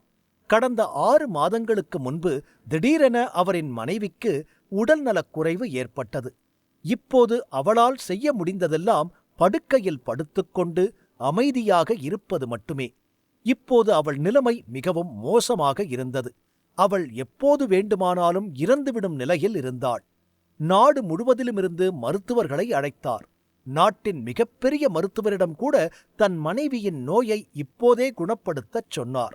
ஆனால் எல்லா மருத்துவர்களும் கடைசியாகச் சொன்ன ஒரே வார்த்தை, எங்களால் எதுவும் செய்ய முடியவில்லை என்பதே. இந்த அரிய நோய் அவளின் எலும்புகளின் உள்ளே பரவியுள்ளது. யாராலும் எதுவும் செய்ய முடியாமல் இருக்க இப்போது அவளுக்கு இருக்கும் ஒரே வேலை உட்கார்ந்து தன் மரணத்திற்காக காத்திருப்பது மட்டுமே. குறிப்பாக கடந்த சில நாட்களாக அவளது உடல்நிலை மிகவும் மோசமாக இருந்தது. எந்த நேரத்திலும் மூச்சு நின்றுவிடுமோ என்று நவாப் பயந்தார். அவள் நோய்வாய்ப்பட்டதிலிருந்து நவாப் அவளை சிறப்பாக கவனித்து வந்தார். எப்பொழுதும் அவளுடனேயே இருப்பார். அவர் சில முக்கியமான வேலைகளுக்காக வர்த்தக நிறுவனத்திற்கு இன்று வரவேண்டியிருந்தது. இல்லையெனில் அவர் இன்றும் தனது மனைவியின் பக்கத்தில்தான் இருந்திருப்பார். மனைவியின் நோய் குறித்த கவலையால் நவாப் இருக்க, மேலும் யாரோ காரணமே இல்லாமல் தன் சிங்கத்தை உடைத்துவிட்டதாக கேள்விப்பட்டதும் கோபத்துடன் இங்கு ஓடி வந்தார். பின் இங்கு வந்து ஜீவாவை பார்த்ததும் ஏதோ இடையூறு செய்யத்தான் இங்கு வந்திருக்கிறான் என நினைத்தார் நவாப். ஆனால் ஜீவா இப்படி பல விஷயங்களை ஞானி போல் போட்டுடைப்பான் என நவாப் சிறிதும் நினைக்கவில்லை. அதுவும் இல்லாமல் இரத்தப் பச்சைக் கல்லாலான சிங்கம் பற்றியெல்லாம் ஜீவா சொன்னது நவாபை ஆச்சரியப்பட வைத்தது. தன் மனைவியின் நிலை பற்றி ஜீவா சொன்னதும் நவாப் இதயம் மேலும் பலவீனமாக மாறியது. மேலும் அது ஜீவா மீது பெரும் மரியாதையை உண்டாக்கியது. எபிசோட் 103.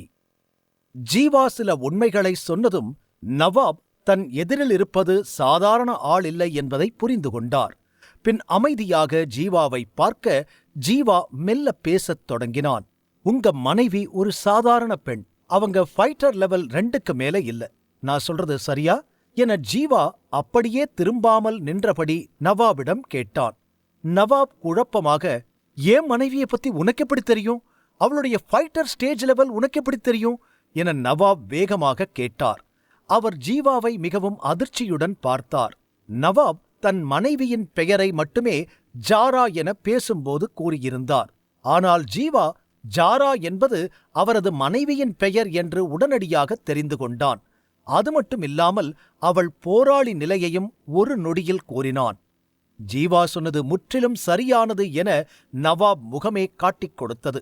பின் ஜீவா மிகவும் அமைதியான தொனியில், இரத்தம் கலந்த பச்சக்கல் மனித உடம்புல இருக்கிற எனர்ஜியை வடிகட்டும். அதே மாதிரி 2வது நிலை, அப்புறம் அதுக்கு கீழே இருக்கிற போராளி அதோட தாக்கத்திலிருந்து தப்பிக்கவே முடியாது. இந்த கல்லால பாதிக்கப்படும் போது அவங்க உடம்பு வேகமா மோசமா மாறும். அவங்க ரொம்ப பலவீனமானவங்க. அப்படியாகும்போது அவங்க தலைமுடி வேகமா நரைக்க ஆரம்பிக்கும். அவங்க தோல் சுருங்கி வயசான ஆள் மாதிரி மாறிடுவாங்க. அவங்களால சரியா பேச முடியாது, நடக்க முடியாது, சாப்பிட முடியாது. அந்த நோய் தலையிலிருந்து கால் வரைக்கும் வேகமா பரவும். அவங்க 6 மாசத்துக்கு மேல வாழவே முடியாது. இதான் இதோட எண்ட் என ஜீவா பேசிக்கொண்டே இருக்க நவாபின் கண்கள் பெரிதாகிக் கொண்டிருந்தன. எதிரில் இருப்பவர் சொன்னது எல்லாமே அவர் மனைவியின் நோயின் அறிகுறிகள். நவாப் அமைதியாக உறைந்து நின்றார். நான் இந்த சிங்கத்தை பார்த்ததும் இத பத்தி தெரிஞ்சுக்கிட்டேன். இனியும் இதனால யாரும் பாதிக்கப்படக்கூடாதுன்னு தான் என்னோட பட்லர் கிட்ட சொல்லி உடனே உடைக்கச் சொன்னேன். இதுல உங்களுக்கு விருப்பம் இல்லைனாவோ உங்க மனச கஷ்டப்படுத்தி இருந்தாலோ நாளைக்கே நான் இதுக்கு ஆக வேண்டிய பணத்தை கொடுத்துட்றேன். ஐ எம் ரியலி சாரி என கையை அசைத்தபடி கூறினான் ஜீவா. மேலும் ஜீவா எதுவும் சொல்ல விரும்பவில்லை. இப்போது நவாப் முகத்தில் மகிழ்ச்சியோ சோகமோ கோபமோ இல்லை. ஆனால் ஒருவித குற்ற உணர்வு தெரிந்தது. அதுவும் ஜீவா ஏன் இதற்கு மேல் பேச விரும்பவில்லை என அவர் யோசித்துக் கொண்டிருக்க ஜீவா குரலை உயர்த்தி தொடர்ந்து பேசினான். என் வீட்டை கண்டுபிடிக்கிறதெல்லாம் உங்களுக்கு ஒரு விஷயமே இல்லை. அதனால நான் இப்ப போறத பத்தி நீங்க கவலைப்பட மாட்டீங்கன்னு நினைக்கிறேன். உங்க சிங்கத்தை சரி பண்றதுக்கான பணம் கண்டிப்பா உங்களுக்கு வந்து சேரும் என சொல்லிவிட்டு ஜீவா அங்கிருந்து கிளம்பினான். மாஸ்டர் என்று சில வார்த்தைகள் சொல்லிவிட்டு தன் மாஸ்டர் செல்வதை பார்த்த மோகன் ஒரு நிமிடம் யோசித்து ஜீவா பின்னால் ஓடினான். அவனை நிறுத்துங்க என இருவரும் வெளியேறுவதை பார்த்த காவலர் குழுவின் தலைவர் முன்னால் வந்து சத்தமாக கூறினார். ஜீவாவும் நிற்காமல் சென்று கொண்டிருக்க மோகன் ஒரு நொடி அப்படியே நின்றான். ஆனால் திரும்பி பார்க்கவில்லை.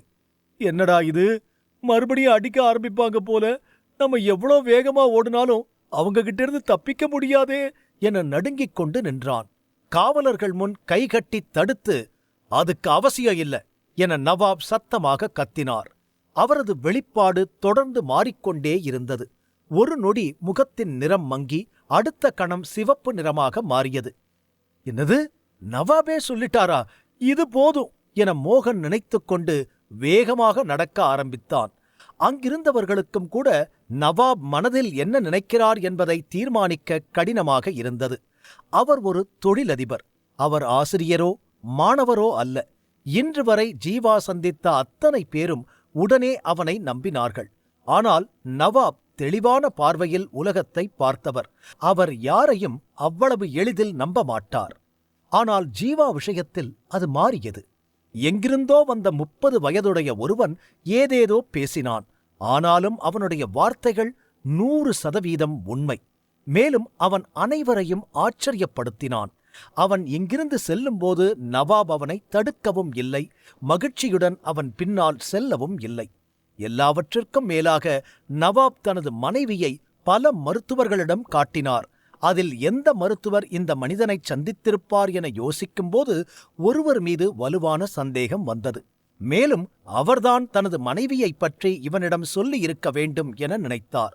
அதற்கு முன் இந்த சிங்கத்தைப் பற்றி உண்மைத்தன்மையை சரிபார்க்க வேண்டி இருந்தது. பின் தலையை உயர்த்தி கம்பீரமாக, மாஸ்டர் பல்பீரை இங்க உடனே வர சொல்லுங்க என நவாப் உத்தரவிட்டார். இந்த வர்த்தக நிறுவனத்தின் மதிப்பீட்டாளராக மாஸ்டர் பல்பீர் இருந்தார். குவாலிட்டி இன்ஸ்பெக்டர் என்றும் அவரை சொல்லலாம். அவர் உத்தியோகபூர்வ ஆய்வாளராக இல்லாவிட்டாலும் கூட அவர் நிச்சயமாக ஒரு உயர்மட்ட இன்ஸ்பெக்டர். இவர் மாஸ்டர் அமித் போன்ற சில போலி ஆட்களை அம்பலப்படுத்தக்கூடியவர். இந்த நிறுவனத்திற்கு கொண்டுவரப்பட்ட பெரும்பாலான பொக்கிஷங்கள் உண்மையான பொக்கிஷங்களா அல்லது போலியா என முதலில் சோதனை செய்யப்படுவதே பல்பீர் தலைமையில்தான். மாஸ்டர் பல்பீர் அங்கு வருவதற்கு வெகு நேரம் ஆகவில்லை. வணக்கம் நவாப் சிராஜ்பாய், நீங்க என்ன உடனே வர சொல்லி உத்தரவு கொடுத்திருக்கீங்க. ஏதாவது பிரச்சனையா என பணிவாக கேட்டார் பல்பீர். அவர் உயர்நிலை இன்ஸ்பெக்டராக இருந்தார். நவாப் சிராஜ் அலியை மட்டுமே இங்கு அவருக்கு இணையாக கருத முடியும். சிராஜ் அலி உடைந்த சிங்கத்தை சுட்டிக்காட்டி, பிரச்சனைதான். எனக்கு உங்க உதவி கொஞ்சம் தேவை. இந்த சிங்கத்தை உண்மையா தயார் செய்ய பயன்படுத்தினது பச்சை பளிங்கு கல்லா இல்ல ரத்தம் தேய்ந்த பச்சைக்கல்லா என்றார் நவாப் புருவத்தை உயர்த்தி. மாஸ்டர் பல்பீர் தனது தாடியை வருடி, நான் ஏற்கனவே இதை சோதிச்சு பார்த்திருக்கேன். இது கண்டிப்பா ஒரு விலையுயர்ந்த பச்சை பளிங்குதான் என்றார் உறுதியாக. இந்த சிங்கத்தை இங்கு கொண்டு வருவதற்கு முன்பு பல்பீர் அதை சோதித்திருந்தார். மேலும் பல்பீர் சிரித்துக்கொண்டே மெல்ல சிங்கத்திடம் சென்றார். பின்னர் சிங்கத்தின் தலையின் உடைந்த துண்டை பார்த்தார். அவர் அதை கண்டவுடன் அந்த இடத்திலேயே உறைந்து நின்றார். பின் சிங்கத்தின் உடைந்த தலையை கூர்ந்து பார்த்துவிட்டு, இது இது இது எப்படி, என்ன நடந்துச்சு என பதட்டமாக கூறினார் பல்பீர். மாஸ்டர் பல்பீரின் மாறிய முக பாவனையை பார்த்த நவாபும் உடனடியாக உடைந்த சிங்கத்தின் துண்டுகளை பார்த்தார். நடுவில் பளிங்குக்கல் உடைந்த இடத்திலிருந்து பல சிவப்பு நிற கோடுகள் தெரிந்தன. சுற்றியுள்ள பிரகாசமான வெளிச்சத்தில் அந்த வரி மிகவும் இரத்த களரியாகவும் ஆபத்தானதாகவும் இருந்தது. மேலும் அந்த கோடு கல்லின் உள்ளே இருந்ததால் நடுவிலிருந்து உடைக்காமல் இருக்க மேலே இருந்து பார்ப்பவருக்கு அது தெரியவில்லை. இரத்தம் தேய்ந்த பச்சைக்கல்லின் உள்ளே ஒரு சிவப்பு கோடு இருந்தது. அதே சமயம் பச்சை பளிங்கு கல்லின் உள்ளே ஒரு வெளிப்படையான வண்ணக்கோடு இருந்தது. அதனால் அந்த சிவப்பு கோடு முதலில் சரியாக தெரியவில்லை. பல்பீர் போன்ற உயர்மட்ட இன்ஸ்பெக்டரால் கூட இந்த கல்லின் உண்மைத்தன்மையை அடையாளம் காண முடியாமல் போனதற்கு இதுதான் காரணம். கோடு உள்ளே இருந்ததால் சிங்கங்கள் வெளியிலிருந்து பார்க்க பச்சை பளிங்குகள் போல் காட்சியளித்தன. சிங்கங்களை உடைக்காமல் இதை அடையாளம் காண யாராலும் முடியாது. இது உண்மையா இரத்தம் தேய்ந்த பச்சைக்கல்லா என அதிர்ச்சியாக பார்த்த நவாபின் முகம் கோபத்தால் சிவந்து கொண்டிருந்தது. பல்பீர் ஒரு நொடியில் இந்த பொருள் பச்சை பளிங்கு கல்லாக இருக்க முடியாது என்பதை அவர் புரிந்து கொண்டார். அப்போது யோசிக்காமல் சிங்கத்தின் உடலில் ஒரு பஞ்ச் செய்தார். டொப்! சிங்கத்தின் எஞ்சிய பகுதியும் துண்டு துண்டாக உடைந்தது. பின்னர் அவர் ஒரு துண்டை எடுத்து கவனமாக பார்த்தார். அதன் உள்ளே சிவப்பு நிறத்தில் மெல்லிய கோடுகள் இருந்தன. இத சோதனை பண்ணுனதுல நான் தப்பு பண்ணிட்டேன். இது ரத்தம் தேய்ந்த பச்சைக்கல் தான் என்றார் பல்பீர் தலை குனிந்தபடி. கல்லின் உள்ளே சிவப்பு நிறத்தின் மெல்லிய வரிகள் கோடுகளால் செய்யப்பட்டிருந்தன. இந்த கோடுகள் முழு சிங்கத்தின் உள்ளே இருந்தது. மாஸ்டர் பல்பீரின் முகம் ஒரு நொடியில் 10 வயதாகிய குழந்தை போல் ஆனது. அவர் தனது புலனாய்வுத் திறன் மற்றும் திறமை மீது முழு நம்பிக்கை வைத்திருந்தார். அவர் உத்தியோகபூர்வ ஆய்வாளராக இல்லாவிட்டாலும் இவ்வளவு பெரிய வர்த்தக நிறுவனத்தில் இவ்வளவு பெரிய பதவியில் இருப்பதற்கு இதுவே காரணம்.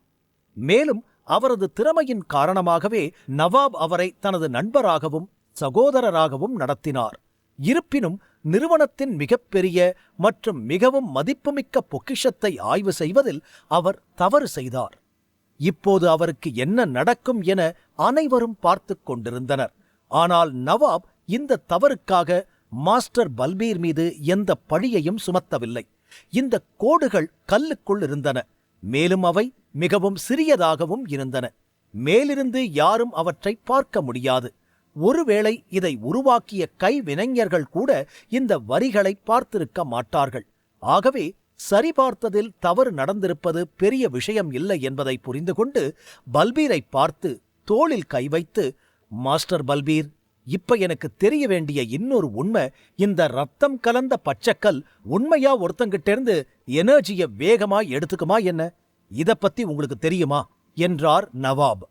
பல்பீர் ஒரு நிமிடம் கண்களை சுருக்கி யோசித்துவிட்டு, நவாப், ரத்த பச்சைக்கல்ல பத்தி நான் புத்தகத்துல மட்டும்தான் படிச்சிருக்கேன். ஆனா நேர்ல பார்த்ததில்ல. ஆனா நீங்க சொல்றது நடக்க வாய்ப்பிருக்கு என மாஸ்டர் பல்பீர் தலையை ஆட்டினார். என்ன சொல்றீங்க? அப்படின்னா அவர் சொன்னது உண்மைதான் போல என்று முனகிக் கொண்டு நவாபின் முகம் மீண்டும் சுருங்கியது. பின் காவலர் குழுவின் தலைவரிடம் பார்த்து, அந்த மோகன் யாரோட பட்லரா சேர்ந்திருக்கான்னு உங்களுக்கு தெரியுமா என்று வேகமாக கேட்டார் நவாப். காவலர் குழு தலைவர் கொஞ்சம் யோசித்துவிட்டு, நிஜமா தெரியல நவாப் என்று தலையை ஆட்டினார். பின் திடீரென்று ஏதோ ஞாபகம் வர, அட ஆமா, நேத்து மோகன் கடைய மூடிவிட்டு போகும்போது எல்லார்கிட்டையும் சொல்லிட்டு தான் போயிருக்கான். ஏதோ நல்ல வேலை இருக்கும்போது இந்த கடை எதுக்குன்னு சொல்லியிருக்கான். அப்புறம் ஒரு முதுகலை ஆசிரியர்கிட்ட பட்லரா வேலை செய்ய போறேன்னு சொல்லியிருக்கான். ஆனா அவன் ஏதோ பொய் சொல்லிட்டு இருக்கான்னு எல்லாரும் சொன்னாங்க. அவன் சொன்னதை கேட்டு ஒருத்தர் விடாம எல்லாரும் சிரிச்சிருக்காங்க. நானும் ஒரு மாஸ்டர் டீச்சர் எப்படி இவனை பட்லரா சேர்த்துக்க போறாருன்னு நினைச்சு அதை பெருசா எடுத்துக்கல என முழு கதையையும் சொல்லி முடித்தார் காவலர். மாஸ்டர் டீச்சரா என கேட்டு நவாப் அதிர்ந்து போனார். நவாபின் காலடியில் தரை நழுவியது. அவர் நிலை தடுமாறி கிட்டத்தட்ட தரையில் விழுவது போல் உணர்ந்தார். அவர் தனது செயலை நினைத்து வருந்தினார். தலையை சுவற்றில் முட்டிக்கொள்ளக்கூட அவரது ஆழ் மனது சொல்லியது. இப்போது அனைவரும் ஜீவாவை பற்றி கொஞ்சம் புரிந்து கொண்டனர். அந்த மனிதன் மாஸ்டர் டீச்சரா? அதனால்தான் அவ்வளவு துல்லியமாக அவர் பேச முடிந்தது. அதேபோல் சிங்கத்தின் உண்மையான நிலையை ஒரே பார்வையில் தெரிந்து கொண்டார் என அனைவரின் மனதிலும் ஓடியது. மாஸ்டர் பல்பீரும் இந்த நேரத்தில் ஆச்சரியப்பட்டார். அதன்பின் ஜீவா நவாப் மனைவியின் நோய் பற்றிய உண்மையையும் கூறியிருந்தான். அப்படி இருந்தபோதும் நவாப் அப்போது ஜீவாவை முழுவதும் நம்பாமல் சந்தேகித்ததால் அவன் உதவியை கேட்கக்கூட நினைக்கவில்லை. அந்த தயக்கம்தான் இப்போது நவாபுக்கு பெரும் சுமையாக மாறிவிட்டது. மாஸ்டர் டீச்சரை நண்பனாக்கிக் கொண்டு தன் மனைவியை காப்பாற்றும் வாய்ப்பு இன்று அவர் கையை விட்டு போய்விட்டது என நவாப் நினைத்தார்.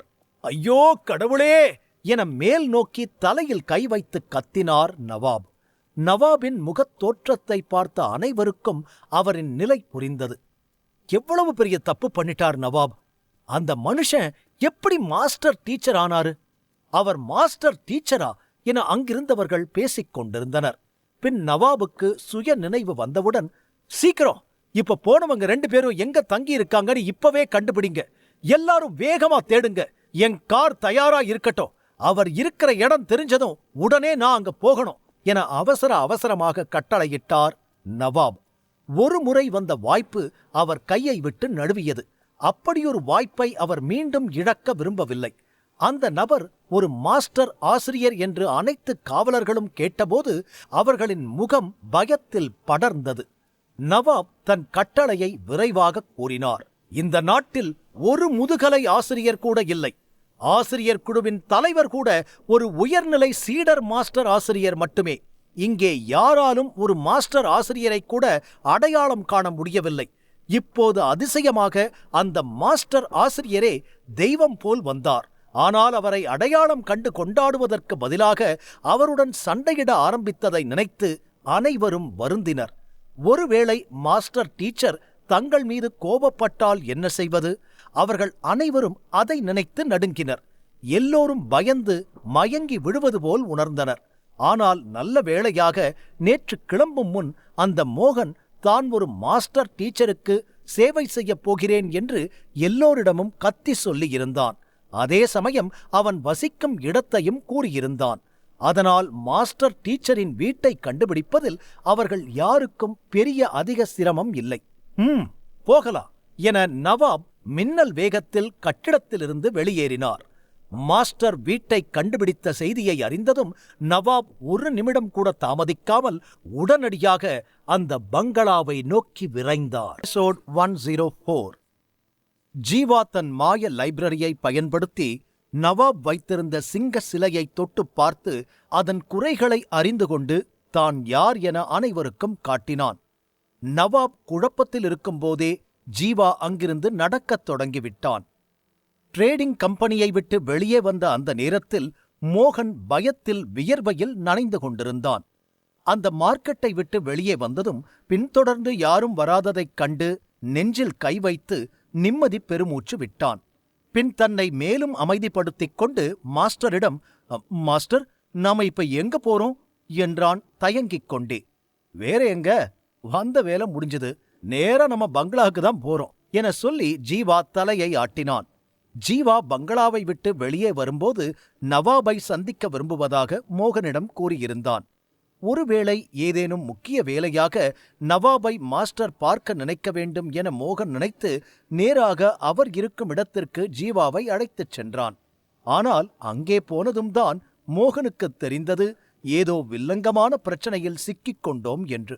மாஸ்டர் வார்த்தைதான் தாரக மந்திரம் என்று நம்பி சிங்கத்தை உடைத்து சின்னா பின்னமாகி பின் ஒரு வழியாக எப்படியோ வெளியில் தப்பி வந்தான் மோகன். நடந்த முழு நிகழ்வையும் அவனால் ஜீரணிக்கக்கூட முடியவில்லை. மேலும் மாஸ்டர் என்ன செய்கிறார், ஏன் செய்கிறார் என்பதை அவனால் புரிந்து கொள்ள முடியவில்லை. அதனால் சந்தேகத்தை அடக்க முடியாமல் ஜீவாவின் அருகில் வேகமாக நெருங்கி, மாஸ்டர், என்ன உங்க பிளான் என மோகன் மேலும் குழப்பத்துடன் கேட்டான். அவசரப்படாத, சீக்கிரம் உனக்கே தெரியும் என ஜீவா கொஞ்சம் மெதுவாக கூறினான். ஜீவா அதற்கு மேலாக எதுவும் விளக்கவில்லை. என்ன நடக்குது, என்ன பிளான், என்ன ஆகப் போகுது, ஒன்னும் புரியலையே என தலையை சொரிந்து கொண்டு நடந்தான் மோகன். அவர்கள் தங்கியிருந்த பங்களா அந்த வர்த்தக நிறுவனத்திலிருந்து வெகு தொலைவில் இல்லை. அதனால் அவர்கள் வீடு திரும்பவும் அதிக நேரம் எடுக்கவில்லை. மீண்டும் தன் அறைக்குச் செல்வதற்கு முன், இப்போ ரொம்ப லேட் நைட் ஆயிடுச்சு, எனக்கு ரொம்ப டயர்டா இருக்கு, நான் கொஞ்சம் ரெஸ்ட் எடுக்க நினைக்கிறேன். யார் என்ன பார்க்க வந்தாலும் அவங்கள வாசல்லையே நிறுத்துங்க, நான் சொல்லாம யாரையும் உள்ள விடக்கூடாது என்று கட்டளையிட்டான் ஜீவா. சரிங்க மாஸ்டர் என மோகன் தலை குனிந்து கூறினான். அவன் மனதில் இன்னும் பல கேள்விகள் இருந்தன. ஆனால் இன்னும் அமைதியாக சரி என்று மட்டும் கூறினான். நாள் முழுவதும் காத்திருந்தும் யாரும் வரவில்லை. பின் இப்போது சூரியன் மறையும்போது இரவில் யார் வருவார்கள் என புரியாமல் குழப்பமாக ஜீவா அறையை விட்டு வெளியே வந்த மோகன் அடிபட்ட அந்த காயங்களையெல்லாம் மருந்து போட்டு ஆற வைக்க ஒரு அமைதியான இடத்தை தேட ஆரம்பித்தான். கும்பலின் தாக்குதலால் அவனுக்கு ஏற்பட்ட காயம் இன்னமும் அவனுக்கு வலியை கொடுத்துக் கொண்டிருந்தது. இந்த நேரத்தில் வெளியில் நின்றிருந்த ஒரு காவலர் உள்ளே வந்தார். மோகன்பாய், மாஸ்டரை பார்க்க ஒருத்தர் வந்திருக்காரு என தலை குனிந்து பணிவாக அவனிடம் கூறினார். என்னது, மாஸ்டரை பார்க்க வந்திருக்காங்களா? அதுவும் இந்த நேரத்துல யார் வந்திருக்கா என மோகன் குழப்பமாக பார்த்தான். இந்த நேரத்தில் யாரோ வருவார் என்று மோகன் கொஞ்சம் கூட எதிர்பார்க்கவில்லை. பின் மீண்டும் அந்த காவலர் வேகமாக, மோகன்பாய், வந்திருக்கிறது வேற யாரும் இல்ல, நவாப் தான் என கூறினார். நவாபா? நீ யார சொல்ற? நவாப் சிராஜா என மோகன் ஆச்சரியத்தில் நிலை தடுமாறி அதிர்ச்சியாக கேட்டான். யாராவது வருவார்கள் என்று மாஸ்டர் சொன்னபோதும் கூட அவர் பேச்சை மோகன் பெரிதாக எடுத்துக் கொள்ளவில்லை. ஆனால் அவரது வார்த்தைகள் இப்போது உண்மையாக மாறியது. நவாப் சிராஜ்தான் அவராகவே வாசலில் வந்து காத்திருக்கிறார். அவர் எவ்வளவு பெரிய நபர், அவரை காத்திருக்க வைப்பது எவ்வளவு பெரிய தவறு என மோகன் நினைத்து, ஒருவேளை அவரோட சிங்கத்தலையை உடைச்சதுக்கு பழிவாங்க அவர் இங்க வந்திருப்பாரோ எனவும் ஒரு பக்கம் யோசித்துக் கொண்டிருக்கும் போது, மோகன்பாய், சீக்கிரம் போய் அவரை உள்ள வரச் சொல்லட்டுமா? நீங்க இப்பவே மாஸ்டர் கிட்ட சொல்லிடுங்க என காவலாளி சொல்லிக்கொண்டு திரும்பும்போது மோகனுக்கு சுய நினைவு திரும்ப மாஸ்டரின் கட்டளை நினைவுக்கு வந்தது. நிறுத்துங்க, யார் வந்தாலும் அவங்கள வாசல்லையே நிறுத்துங்க, உள்ள விட வேண்டாம் என்று மாஸ்டர் திட்டவட்டமாக சொல்லியது மோகன் நினைவில் ஓடியது. நவாப் கண்டிப்பாக தன்னை சந்திக்க வருவார் என்பது மாஸ்டருக்கு தெரியும் என்பது தெளிவாக மோகனுக்கு புரிந்தது. இது மாஸ்டரின் உத்தரவின் மூலம் தெளிவாக தெரிந்தது. மாஸ்டர் நவாபை சந்திக்க விரும்பவில்லை. நவாப் சாதாரண நபர் அல்ல. அவரையே வெளியில் நிறுத்துவது என்பது சாதாரண காரியமல்ல. இதை மோகனால் நினைத்துக்கூட பார்க்க முடியவில்லை. அரசனாக இருந்தால் கூட நவாபை சந்திக்க மறுக்க துணிந்திருக்க முடியாது. இன்று வரை மக்கள் கூட்டம் கூட்டமாக அப்பாயின்மெண்ட் வாங்கி சந்திக்கும் ஒருவர்தான் இந்த முறை மாஸ்டரை பார்க்க வந்து வெளியில் காத்திருக்கிறார். இப்போது நவாபை அழைத்துச் செல்ல வேண்டுமா அல்லது நிராகரிக்க வேண்டுமா? நிராகரித்தால் அதிகபட்சம் என்ன நடக்கும்? கொன்று விடுவார்கள், அவ்வளவுதான். அதை பற்றி மோகன் எந்த கவலையும் படவில்லை. அவன் தன் எஜமானரின் கட்டளைக்கு மட்டுமே கீழ்ப்படிய வேண்டும் என நினைத்தான். பின் காவலரை பார்த்து தலையசைத்து, கொஞ்சம் பொறு, நானே அங்க வரேன் என சொல்லி வேகமாக நடந்து பங்களாவின் வாயிலுக்கு வந்தான் மோகன். அவன் எதிர்பார்த்தது போலவே நவாப் சிராஜ் அங்கே நிற்பதைக் கண்டான். மாஸ்டர் பல்பீரும் அவருக்கு பின்னால் நின்று கொண்டிருந்தார். இருவரும் மோகனை பார்த்து மெல்ல புன்னகைத்தனர். அப்போது மாஸ்டர் பல்பீர் முன்னால் வந்து, மோகன், நவாப் சிராஜ் உங்க மாஸ்டரை சந்திக்க ஆசைப்படுறாருன்னு உங்க மாஸ்டர் கிட்ட சொல்ல முடியுமா என கேட்டார். மோகன் அண்ணா, கொஞ்சம் மாஸ்டர் கிட்ட சொல்லுங்க ப்ளீஸ் என நவாபும் கூறினார். என்னது, மோகன் அண்ணாவா? என்ன ஆச்சு இவருக்கு என நினைத்து முழித்தான் மோகன். மோகன் ஒரு நவாபின் கோர முகத்தை சந்திக்க நேரிடும் என்று நினைத்தான். ஒருவேளை தன்னை இப்போதே கொன்று சிங்கத்தின் தலை உடைத்ததற்காக பழிதீர்ப்பார்கள் என நினைத்தான். ஆனால் இப்படி தன்னிடம் பேசுவார் நவாப் என்று அவன் கனவில் கூட நினைக்கவில்லை. அவன் குரல் ஆச்சரியத்தில் வெளிவரவில்லை. சிறு கடைக்காரரான மோகன் சந்தையில் சிறு கடை நடத்தி வந்தார். அதனால் மக்கள் எப்போதும் மட்டமான தொனியில் மோகனுடன் பேசுவார்கள். பலரும் அவனை மதிக்கவில்லை. சில காவலர்களும் மோகனிடம் வந்து பணம் வசூலித்து அவர்களின் கீழ் இவனை வைத்துக் கொண்டனர். ஆனால் இப்போது நவாப் சிராஜ் அண்ணன் என்று கூப்பிடும் அளவுக்கு மோகன் எப்படி மாறினான் என்று அவன் அறிவுக்கு எட்டவே இல்லை. இவ்வளவு மரியாதை கிடைப்பதை பார்க்கும்போது மோகன் கண்கள் கலங்கியது. ஒருவேளை மாஸ்டரை பார்க்காமல் இருந்திருந்தால் வாழ்நாள் முழுவதும் அலைந்தாலும் நவாப் அருகில் கூட சென்றிருக்க முடியாது. ஆனால் இப்போது ஒரு நொடியில் சொர்க்கம் கிடைத்தது போல் உணர்ந்தான். அவன் முகம் மகிழ்ச்சியில் சிவந்து கொண்டிருந்தது. மேலும் அவன் காற்றில் பறப்பது போல் உணர்ந்தான்.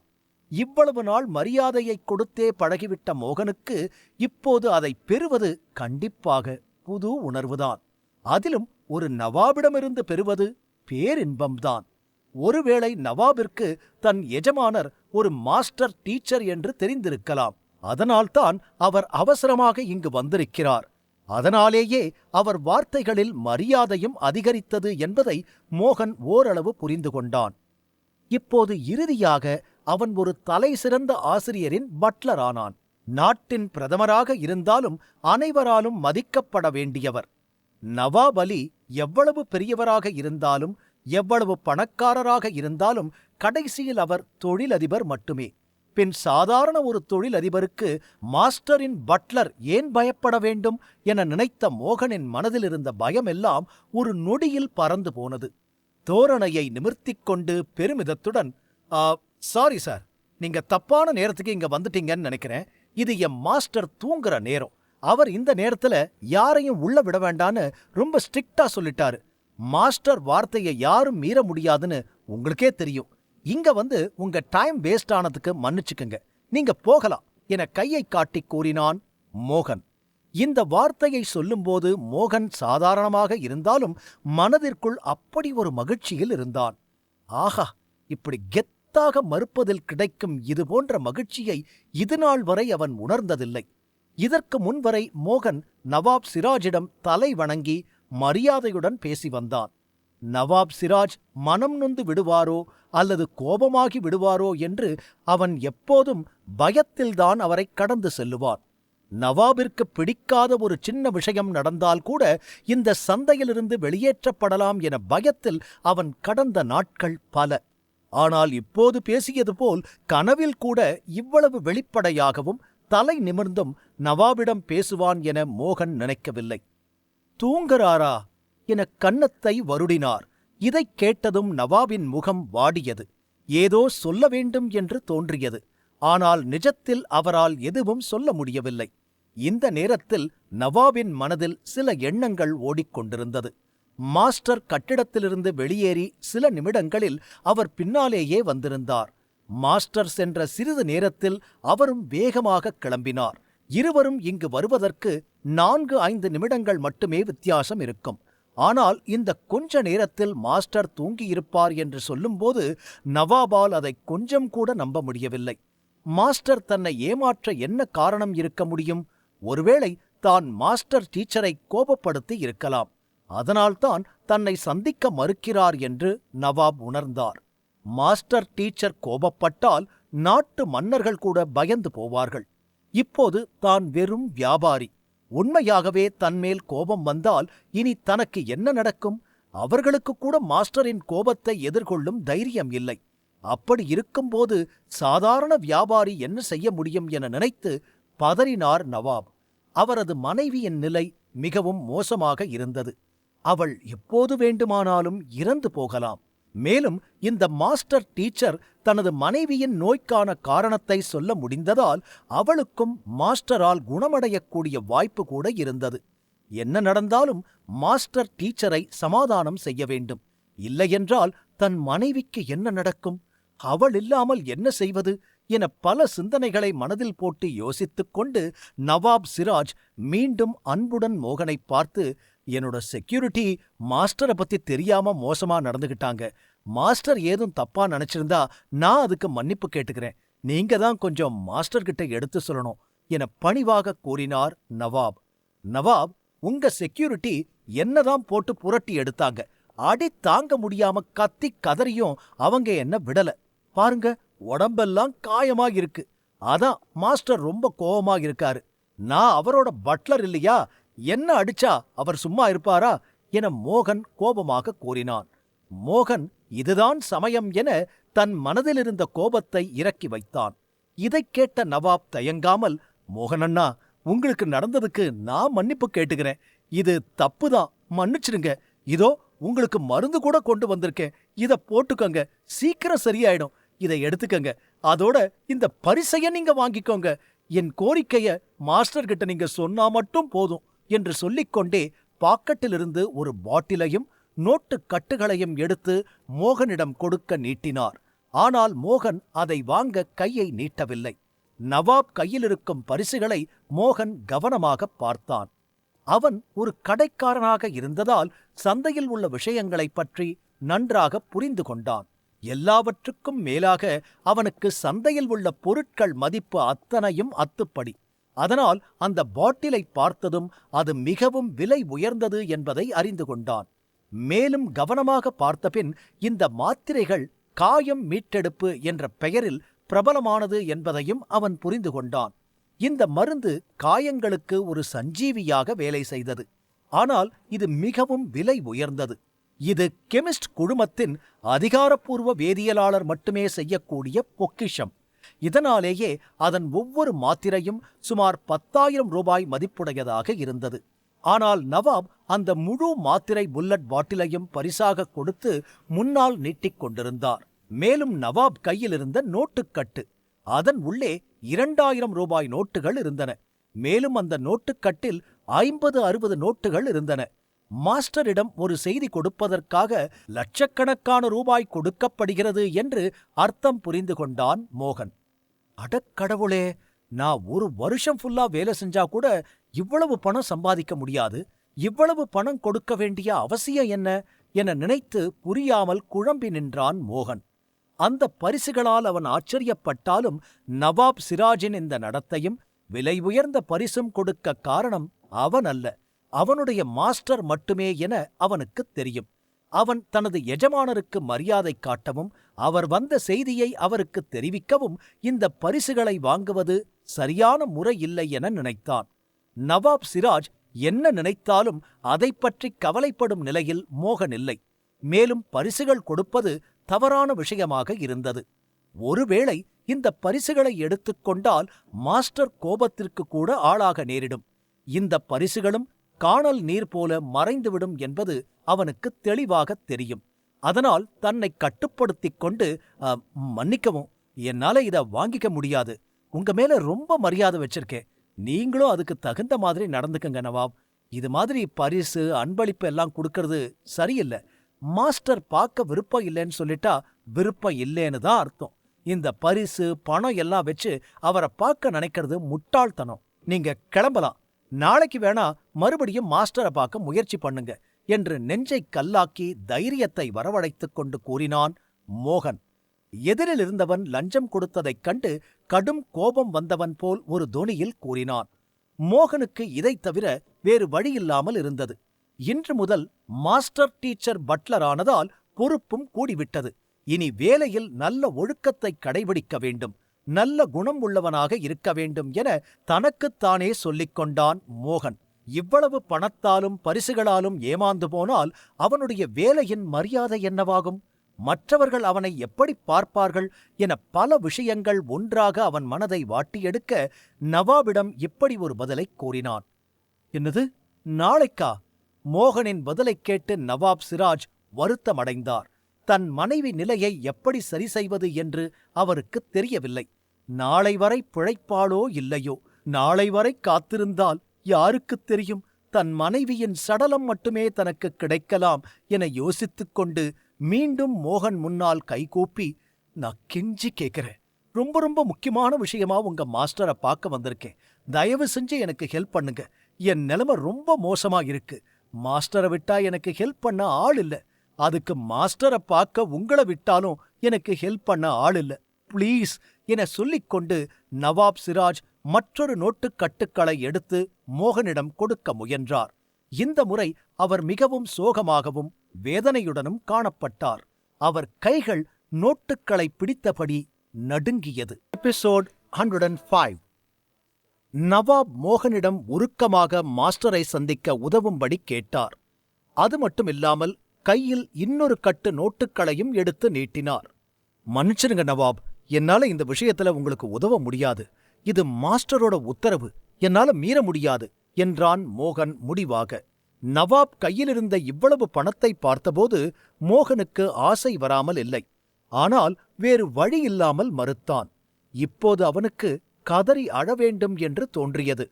ஆனாலும் அதை மறைத்துக் கொண்டு எப்படியோ தைரியத்தை வரவழைத்துக் கொண்டு மீண்டும் பங்களாவுக்குள் வந்து கையால் சைகை செய்து, கதவை மூடுங்க என்றான் மோகன்.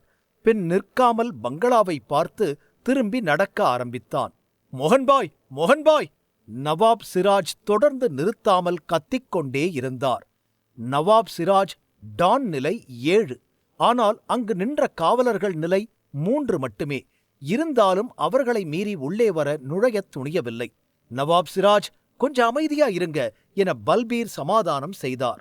இவ்வளவு நேரம் மாஸ்டர் பல்பீருக்கு என்ன செய்வது, என்ன சொல்வது என்று புரியாமல் அமைதியாக இருந்தார். ஆனால் இறுதியாக நவாப் நிலைமை பார்த்து தன் அமைதியைக் கலைத்தார். எல்லாம் ஏன் தப்புதான். நான் சரியா அந்த சிங்கத்தை செக் பண்ணியிருந்தா இவ்ளோ பிரச்சனை வந்திருக்காது என நினைத்து வருந்தினார் பல்பீர். மாஸ்டரும் அவருடைய வேலைக்காரர்களும் நவாப் முகத்தில் அறைந்தது போல் கதவுகளை மூடியிருந்தாலும் அது பல்பீரை கோபப்படுத்தவில்லை. மாறாக தான் செய்த தவறுக்கு வருந்திய அவர் தன்னைத்தானே திட்டிக் கொண்டார். வணிக கட்டிடத்தில் அனைத்தும் பல்பீர் கட்டுப்பாட்டில்தான் நடக்கும். யாரேனும் அதில் குற்றம் கண்டுபிடித்தால் அதற்கு முழு பொறுப்பும் மாஸ்டர் பல்பீர்தான். ஒரு தவறு எவ்வளவு பிரச்சனைகளை கொண்டு வந்திருக்கிறது என நினைத்து குற்ற உணர்ச்சியில் கூனிக் குறுகி நின்றார். நவாப் இப்போது இந்த நிலையில் இருக்க முழு காரணமே தான் என நினைத்து வெகு நேரம் அமைதியாக நின்று பின் நவாபை சமாதானம் செய்ய முயன்றார். நவாப் சிராஜ், நம்ம எவ்வளவு நேரம் இங்க நின்னாலும் வேஸ்ட் தான். கண்டிப்பா உள்ள விடமாட்டாங்க. இப்ப என்ன பண்ணலாம் என்றார் பல்பீர். நவாப் மெல்ல புன்னகைத்து, மாஸ்டரை பார்க்காம நான் போக மாட்டேன். நான் இங்கேயே இருக்கேன். இன்னைக்கு நைட் மட்டும் இல்ல, மாஸ்டரை பார்க்கற வரைக்கும் நான் இங்கதான் இருப்பேன். ஏற்கனவே ஒரு வாய்ப்பை நான் மிஸ் பண்ணிட்டேன். இனி எந்த வாய்ப்பையும் கண்டிப்பா மிஸ் பண்ண மாட்டேன் என நவாப் உறுதியாக கூறினார். கொடுத்த வாக்குறுதியை நிறைவேற்ற வேண்டும் என்ற உறுதியான மனநிலை அவரது கண்களில் தெரிந்தது. இதுபோன்ற பிடிவாதமும் வேலையில் அர்ப்பணிப்பும் இருந்ததால்தான் இவ்வளவு பெரிய தொழில் அதிபராக அவரால் வர முடிந்தது. தனது இலக்கை நிறைவேற்ற வேண்டும் என்ற பிடிவாதம் எப்போதும் இருந்ததால் மட்டும்தான் அவர் ஒரு ஏழையாக பிறந்தும் பணக்காரராக மாற முடிந்தது. எப்படி இருந்தாலும் இதைச் செய்வதன் மூலம் அவரது மனைவியின் உயிரை காப்பாற்ற முடிந்தால் மாஸ்டர் அவரை சந்திப்பதற்கு சரி என்று மகிழ்ச்சியுடன் சொல்லும் வரை அவர் அங்கேயே நிற்பார். இந்த நேரத்தில் ராஜாவை வாசலில் நிறுத்தினாலும் அவரும் கோபப்படாமல் அமைதியாக நின்றிருப்பார் என்பதுதான் உண்மை. அந்த அளவிற்கு இந்த நாட்டில் மாஸ்டர் ஆசிரியர்களுக்கு பெரும் திறமையும் மரியாதையும் இருந்தது. நவாப்னு கூட பார்க்காம கொஞ்சம் ஓவரா போயிட்டோமோ, இப்படி மூஞ்சில அடிச்ச மாதிரி கேட்ட மூடிட்டமே என பங்களாவிற்குள் செல்லும்போது மோகன் யோசித்துக் கொண்டிருந்தான். அவன் ஏதோ கனவில் இருப்பது போல் உணர்ந்தான். இப்போது அவன் இவ்வுலகில் இல்லை, வேறு ஏதோ உலகத்தில் இருப்பது போல் புதுவிதமாகவும் மிகவும் படபடப்பாகவும் உணர்ந்தான். இப்போது வெளியே நிற்பது நவாப் சிராஜ். நவாப் அவர் நகரத்தின் நம்பர் 1 பணக்காரர் இல்லை. ஆனால் அவரது பெயர் பணக்காரர்களின் டாப் லிஸ்டில் வந்து கொண்டே இருந்தது. அவர் ஒரு கோடீஸ்வரர். அதை யாராலும் மறுக்க முடியாது. நவாபை சந்திக்க எந்த பெரிய அதிகாரியோ அல்லது அரசரின் அமைச்சரோ வந்தால் அவர்களும் தங்கள் பெருமையை விட்டுவிட்டு அவரை வரவேற்க ஓடுவார்கள். ஆனால் மோகன் அப்படிப்பட்டவரையே வாயிலுக்கு வெளியே நிறுத்தினான். அதனாலேயே அவனுக்கு நடப்பது எல்லாம் கனவாகத் தோன்றியது. மேலும் பெரிய விஷயம் என்னவென்றால், அவன் இதைச் செய்த பிறகும் நவாப் சிராஜ் கோபப்படவும் இல்லை. இப்போது இவ்வளவு பெரிய மனிதரை நிராகரிக்க முடிந்ததால் அவனது பதவி உயர்ந்தது என்று கூட எடுத்துக் கொள்ளலாம். அதைவிட முக்கியம், இது அவனின் புகழை மேலும் மேலும் அதிகரிக்க வைக்கும். எல்லாவற்றிற்கும் மேலாக மோகன் நாட்டின் பிரபலமான நபராக மாறுவான். தன் கடையை மூடிவிட்டு மாஸ்டரின் பட்லராக வேண்டும் என்ற தீர்மானம் தன் வாழ்வின் சிறந்த முடிவு என்று அவனுக்கு இப்போது தோன்றியது. இந்த நொடியில் மாஸ்டரின் மீது அவனுக்கு இருந்த சந்தேகங்கள் அனைத்தும் நீங்கியது. உண்மையில் அவர் ஒரு மாஸ்டர் ஆசிரியர் என முனகினான் மோகன். முதலில் ஜீவா தன்னை மாஸ்டர் டீச்சர் என்று சொன்னதும் முழுவதுமாக மோகன் நம்பவில்லை. ஆனால் நவாப் இப்படி நடந்து கொள்வதைக் கண்டு அவர் சொல்வது உண்மை என்று புரிந்தது. உண்மையான மாஸ்டர் டீச்சரால் மட்டுமே நவாப் சிராஜை இப்படி செய்திருக்க முடியும். ஒரு நபர் தன்னை எவ்வளவு சக்தி வாய்ந்தவர் என்று நினைத்தாலும் சரி, எவ்வளவு பணம் இருந்தாலும் சரி, முதுநிலை ஆசிரியருக்கு முன்னால் அவர்கள் அனைவரும் பலவீனமாகவே இருந்துள்ளனர். இப்ப போய் எதுக்கும் மாஸ்டரை பார்க்கலாம், ஒருவேளை அவர் தூங்காம இருக்கலாம் என யோசித்து சிறிது நேரம் மகிழ்ச்சியில் மூழ்கியிருந்த மோகன் மெயின் ஹால் நோக்கி நடந்தான். மாஸ்டர் அறையில் விளக்கு இன்னும் எரிந்து கொண்டிருப்பதைக் கண்டான். உள்ளே சென்று பார்த்தான். மாஸ்டர் ஒரு நாற்காலியில் அமர்ந்திருந்தார். மோகன் நினைத்தது போலவே இன்னும் தூங்கவில்லை. மோகன் தயங்கிக் கொண்டே மாஸ்டர் அறைக்குள் நுழைந்து, மாஸ்டர், நவாப் சிராஜ் வந்திருக்காரு என முன்னால் வந்து நின்று கூறினான். என மெல்ல தலையசைத்தான் ஜீவா. ஆனால் அதற்கு மேல் பதில் எதுவும் கூறவில்லை. மீண்டும், அவர் உங்களை சந்திக்க ஆசைப்படுறாரு மாஸ்டர் என்றான் மோகன் சிறிது நேரம் தயங்கியபடி. எனக்கு தெரியும். நாளைக்கு பார்க்கலாம், டைம் ஆச்சு. ஒரு ராத்திரி காத்திருக்க முடியலனா அவர் என்ன பார்க்க வேண்டிய அவசியமே இல்லை. அரசனாயிருந்தாலும் நவாபா இருந்தாலும் பொறுமை ரொம்ப முக்கியம். அது அவங்களுக்கு நல்லா தெரியும். அதனால தான் அவ்வளோ உயரத்துல இருக்காங்க. நீ அதை நினைச்சு ஃபீல் பண்ணாம போய் தூங்கு என ஜீவா கையை அசைத்து கூறினான். நினைச்சேன் இவர் இப்படிதான் பேசுவார்னு. இத பத்தி இவர்கிட்ட கேட்டதே நம்ம தப்பு என நினைத்து சரி என்பது போல் தலையசைத்து திரும்பிச் சென்றான் மோகன். ஜீவா சிங்கத்தை தொட்ட உடனே அது பச்சை பளிங்கு அல்ல என்று தெரிய வந்தது. அதனால் அந்த பொருளின் தீமைகளையும் அறிந்தான். ஆனால் மாய லைப்ரரி அந்த சிக்கலை தீர்க்க எந்த ஒரு வழியையும் வழங்கவில்லை. அந்த ரத்தம் தேய்ந்த பச்சைக்கல்லின் தாக்கத்தில் ஒரு சாமானியனுக்கு என்ன நடக்கும் என்று மட்டுமே லைப்ரரி புத்தகத்தில் எழுதப்பட்டிருந்தது. இப்போதைக்கு நவாபின் மனைவி பாதுகாப்பாகவும் நலமாகவும் இருந்தாள். அதனால்தான் நவாப் வெளியில் காத்திருப்பதை பெரிய விஷயமாக ஜீவா நினைக்கவில்லை. அது அவரது மனைவிக்கு எந்த தவறான விளைவையும் ஏற்படுத்தாது.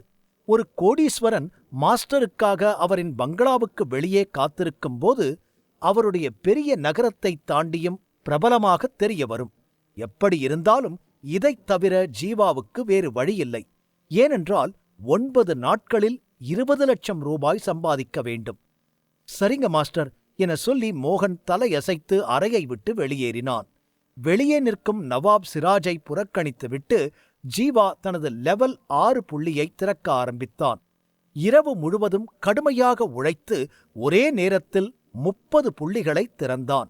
இப்போது மொத்தம் அவனது 50 புள்ளிகள் திறக்கப்பட்டன. மேலும் ஜீவாவின் உடலின் சக்தியும் 70 டன்களை எட்டியது. அவன் வெளிப்புற உடலின் 90 டன் வலிமையையும் சேர்த்து இப்போது அவன் மொத்த வலிமை 160 டன்களைக் கொண்டிருந்தான். இப்போது நிலை 6 நிபுணரை பற்றி என்ன சொல்வது? ஜீவா கிட்டத்தட்ட நிலை 7 நிபுணருக்கு சமமாகிவிட்டான். நிலை 7இல் ஒருவர் இதயத்திற்கு அருகில் மிக முக்கியமான நாடித்துடிப்பை திறக்க வேண்டும். அதன் பிறகுதான் உடலின் உண்மையான சக்தி அனைவருக்கும் தெரிய வரும். நிலை 7 நிலை 1இல் மனிதனுக்கு 100 டன் வலிமை இருந்தது. நிலை 2இல் 200 டன்கள். அதே வழியில் கொஞ்சம் கொஞ்சமாக நிலை 4 முடிவில் ஒரு நபர் 400 டன் வலிமையை பெறுவார். தற்போது ஜீவாவின் மொத்த வலிமை 160 டன். இது நிலை 7 நிலை 1 நிபுணரை விட சற்று அதிகமாக இருந்தது. ஒரு லெவல் 6 ஃபைட்டருக்கு இவ்வளவு சக்தி இருப்பது கற்பனை செய்ய முடியாத ஒன்று. அதனால்தான் இது பற்றி மற்றவருக்கு தெரிய வந்தால் நிச்சயம் பரபரப்பு ஏற்படும். நிலை 6க்கும் நிலை 7க்கும் இடையே ஒரு பெரிய வித்தியாசம் இருப்பதை அனைவரும் அறிந்திருந்தனர். அதனால் இது கற்பனை செய்ய முடியாத ஒன்று. இதை செய்தது இந்த நாட்டிலேயே ஜீவாவைத் தவிர வேறு யாரும் இருக்க மாட்டார்கள். நவாப் வாசலில் நின்று கண்ணிமைக்காமல் காத்திருக்க ஜீவா அசதியில் கண்களை மூடி தூங்க ஆரம்பித்தான். மறுநாள் காலை சூரியன் உதிக்கத் தொடங்கியது. முதுகை நிமிர்த்திக் கொண்டு ஜீவா கதவைத் திறந்து அறைக்கு வெளியே வந்தான். மாஸ்டர், நவாப் சிராஜ் இன்னும் வெளியத்தான் இருக்காரு. நைட் ஃபுல்லா உங்களுக்காக வெளியவே காத்திருந்தாரு என மோகன் கூறினான். எனக்கு தெரியும் என ஜீவா தலையசைத்தான். பயிற்சியில் மும்முரமாக இருந்த அவன் நவாபை மறந்துவிட்டான். இப்போது மோகன் சொல்லும்போது மீண்டும் அவன் நினைவுக்கு வந்தது. பின் ஜீவா எதையோ யோசிப்பது போல் நெற்றியில் விரலை வைத்தான். மாஸ்டரின் நடத்தையை பார்த்த மோகன் நவாப் சிராஜை உள்ளே அழைப்பார் என்று நினைத்து ஜீவாவை நம்பிக்கையுடன் பார்க்க ஆரம்பித்தான். ஜீவா மெல்ல கண்களைத் திறந்து மோகனை பார்த்து, பட்லர், எனக்கு ரொம்ப பசிக்குது, நான் முதல்ல ஏதாவது சாப்பிடணும் என ஜீவா வேகமாகச் சொல்ல அவன் பேச்சைக் கேட்டு நிலை தடுமாறி தரையில் விழுவது போல் உணர்ந்தான் மோகன். நகரின் வர்த்தக நிறுவனத்தின் உரிமையாளர், கோடீஸ்வரர், இரவு முழுவதும் வெளியே காத்திருக்கிறார். ஆனால் மாஸ்டர் முதலில் சாப்பிட விரும்புவதாகச் சொல்லுவார் என மோகன் சற்றும் எதிர்பார்க்கவில்லை. ஆனாலும் அவன் ஒரு மாஸ்டரின் பட்லர். தன் எஜமானரின் உத்தரவை அவனால் தவிர்க்க முடியாது. அதனால் அவன் வேலைக்காரர்களை அழைத்து விரைவாக உணவை சமைக்கும்படி கூறினான். உண்மையில் மோகன் பணியமர்த்தப்பட்ட அனைத்து சமையல்காரர்களும் வேலைக்காரர்களும் கடின உழைப்பாளிகள். சிறிது நேரத்தில் பல வகையான அவ்வளவு சுவையான உணவை அவர்கள் சமைத்து ஜீவாவுக்கு பரிமாறினார்கள். பின் காலை உணவை சாப்பிட்டுவிட்டு ஜீவா தன் தோட்டத்தில் நடக்க ஆரம்பித்தான். அப்போது நடந்து செல்லும்போது வானத்தில் சூரியன் உதித்திருப்பதைக் கண்டான். அநேகமாக 10 மணி ஆகியிருக்கலாம் என யோசித்துவிட்டு மோகனை பார்த்து, மோகன், மணி 10 இருக்குமா இப்ப எனக் கேட்டான் ஜீவா. இருக்கும் மாஸ்டர் என சொல்லிக்கொண்டு கேட்டின் பக்கம் பார்வையை செலுத்தினான் மோகன். சரி, போங்க, போய் கேட்ட தரங்க என சொல்லி தலையசைத்தான் ஜீவா. இந்த வார்த்தையைக் கேட்டதும் மோகன் மகிழ்ச்சியில் கேட்டை நோக்கி நடந்தான். என்ன இருந்தாலும் அவர் ஒரு நவாப். அதற்கான மரியாதை எப்போதும் மோகன் மனதில் இருந்தது, அவன் செயல்களில் தெரிந்தது. இந்த நகரில் இன்னொரு முக்கியமான குடும்பம் இருந்தது. அதுதான் குரானா குடும்பம். இந்த குரானா குடும்பம் நகரின் 4 பெரிய குடும்பங்களில் ஒன்று. அந்த குடும்பத்தின் இளைய வாரிசு குகன். இன்று வரை அவன் எந்த வேலையும் செய்யவில்லை. அவன் ஒரு பணக்கார பையன். அவன் தனது குடும்பத்தின் பணத்தை செலவழித்து மட்டுமே வந்தான். நாயை வாக்கிங் அழைத்துச் செல்வது, பறவையுடன் விளையாடுவது மற்றும் பெண்களின் பின்னால் சுற்றுவதுதான் அவன் அன்றாட வழக்கமாக இருந்தது. அவனுக்கு 24 வயது இருக்கும். ஆனால் இப்போது வரை அவன் ஃபைட்டர் லெவல் 3 மட்டுமே இருந்தான். பெரிய மனிதர்களின் பெரிய குடும்பத்திலிருக்கும் ஒரே உருப்படாதவன் என்றால் இவன்தான் அதற்கு உதாரணம். ஆனால் இதெல்லாம் அவன் விரும்பியதால் அல்ல. அவனுக்கு வேறு வழி இல்லை. சில காலத்திற்கு முன் அவனது தந்தை குடும்பத்தின் தலைவராவதற்கு தயாராக இருந்தார். ஆனால் சில காரணங்களால் அவருக்கு 10 ஆண்டுகளுக்கு முன்பு கடுமையான நோய் ஏற்பட்டது. அதன் காரணமாக அவரது நாடிகள் சேதமடைந்து அவரது புள்ளிகள் தடுக்கப்பட்டன. இது நடந்த பிறகு அவர் நிலை 6 போராளியாக இருந்தபோதிலும் ஒரு கிளாஸ் தண்ணீரை கூட தூக்க முடியாத அளவுக்கு பலவீனமானார். அவனுடைய எதிரிகள் இதை பயன்படுத்திக் கொண்டு அவனுடைய தந்தையையும் அவனுடைய அதிகாரத்தையும் அடக்க முயன்றனர். விரைவிலேயே அந்த எதிரிகள் வெற்றியடைந்தனர். குகனுக்கும் அவனது தந்தையின் திறமை இருந்தது. பல காரணங்களால் அவன் அதை யாருக்கும் வெளிக்காட்டவில்லை. இல்லையென்றால் அவன் தந்தைக்கு பதிலாக அவன் தலைவராக வந்திருக்க முடியும். மேலும் சரியான சந்தர்ப்பமும் நேரமும் கிடைத்திருந்தால் தந்தையின் இடத்தையும் பிடித்திருப்பான். ஆனால் 10 வருட தந்தையின் நோய் மற்றும் அவனது எதிரிகளின் முயற்சிகள் அவனது தந்தையின் சக்தி மற்றும் ஆற்றல் இரண்டையும் குறைத்துவிட்டன. அந்த நேரத்தில் அவன் தனது திறமையை அனைவரின் முன்னிலையிலும் கொண்டு வந்திருந்தால் எதிரிகள் அவனை வழியிலிருந்து வெளியேற்றுவதற்கு வேறு ஏதாவது ஒரு வழியை கண்டுபிடித்திருப்பார்கள். அதனால் தான் களைத்து போன பிறகு இப்படி ஒரு பிரயோஜனம் இல்லாதவனாக நடிக்க ஆரம்பித்தான். மேலும் அதே வழியில் குகன் வேலையின்மையில் நாட்களை கழிக்க வேண்டி இருந்தது. இது இன்று வரை நடந்து வந்தது. இன்று அவன் கண் விழித்தபோது சூரியன் வானில் உதித்திருந்தது. பின்னர் தனது நாயை வீட்டிற்கு வெளியே நடைப்பயிற்சிக்கு அழைத்துச் சென்றான். ஆனால் சிறிது நேரத்தில் யாரோ ஒருவரை பார்த்ததும் அவனது கால்கள் நின்றது. அந்த முகம் அவனுக்கு நன்கு தெரிந்த முகம்தான். ஏய், அவர்தான். அது நவாப் சிராஜ் தானே? ட்ரேடிங் கம்பெனிக்கு சொந்தக்காரர் நவாபேதான். இங்க என்ன பண்றாரு என முனகிக் கொண்டு அவரை நோக்கி நடந்தான் குகன்.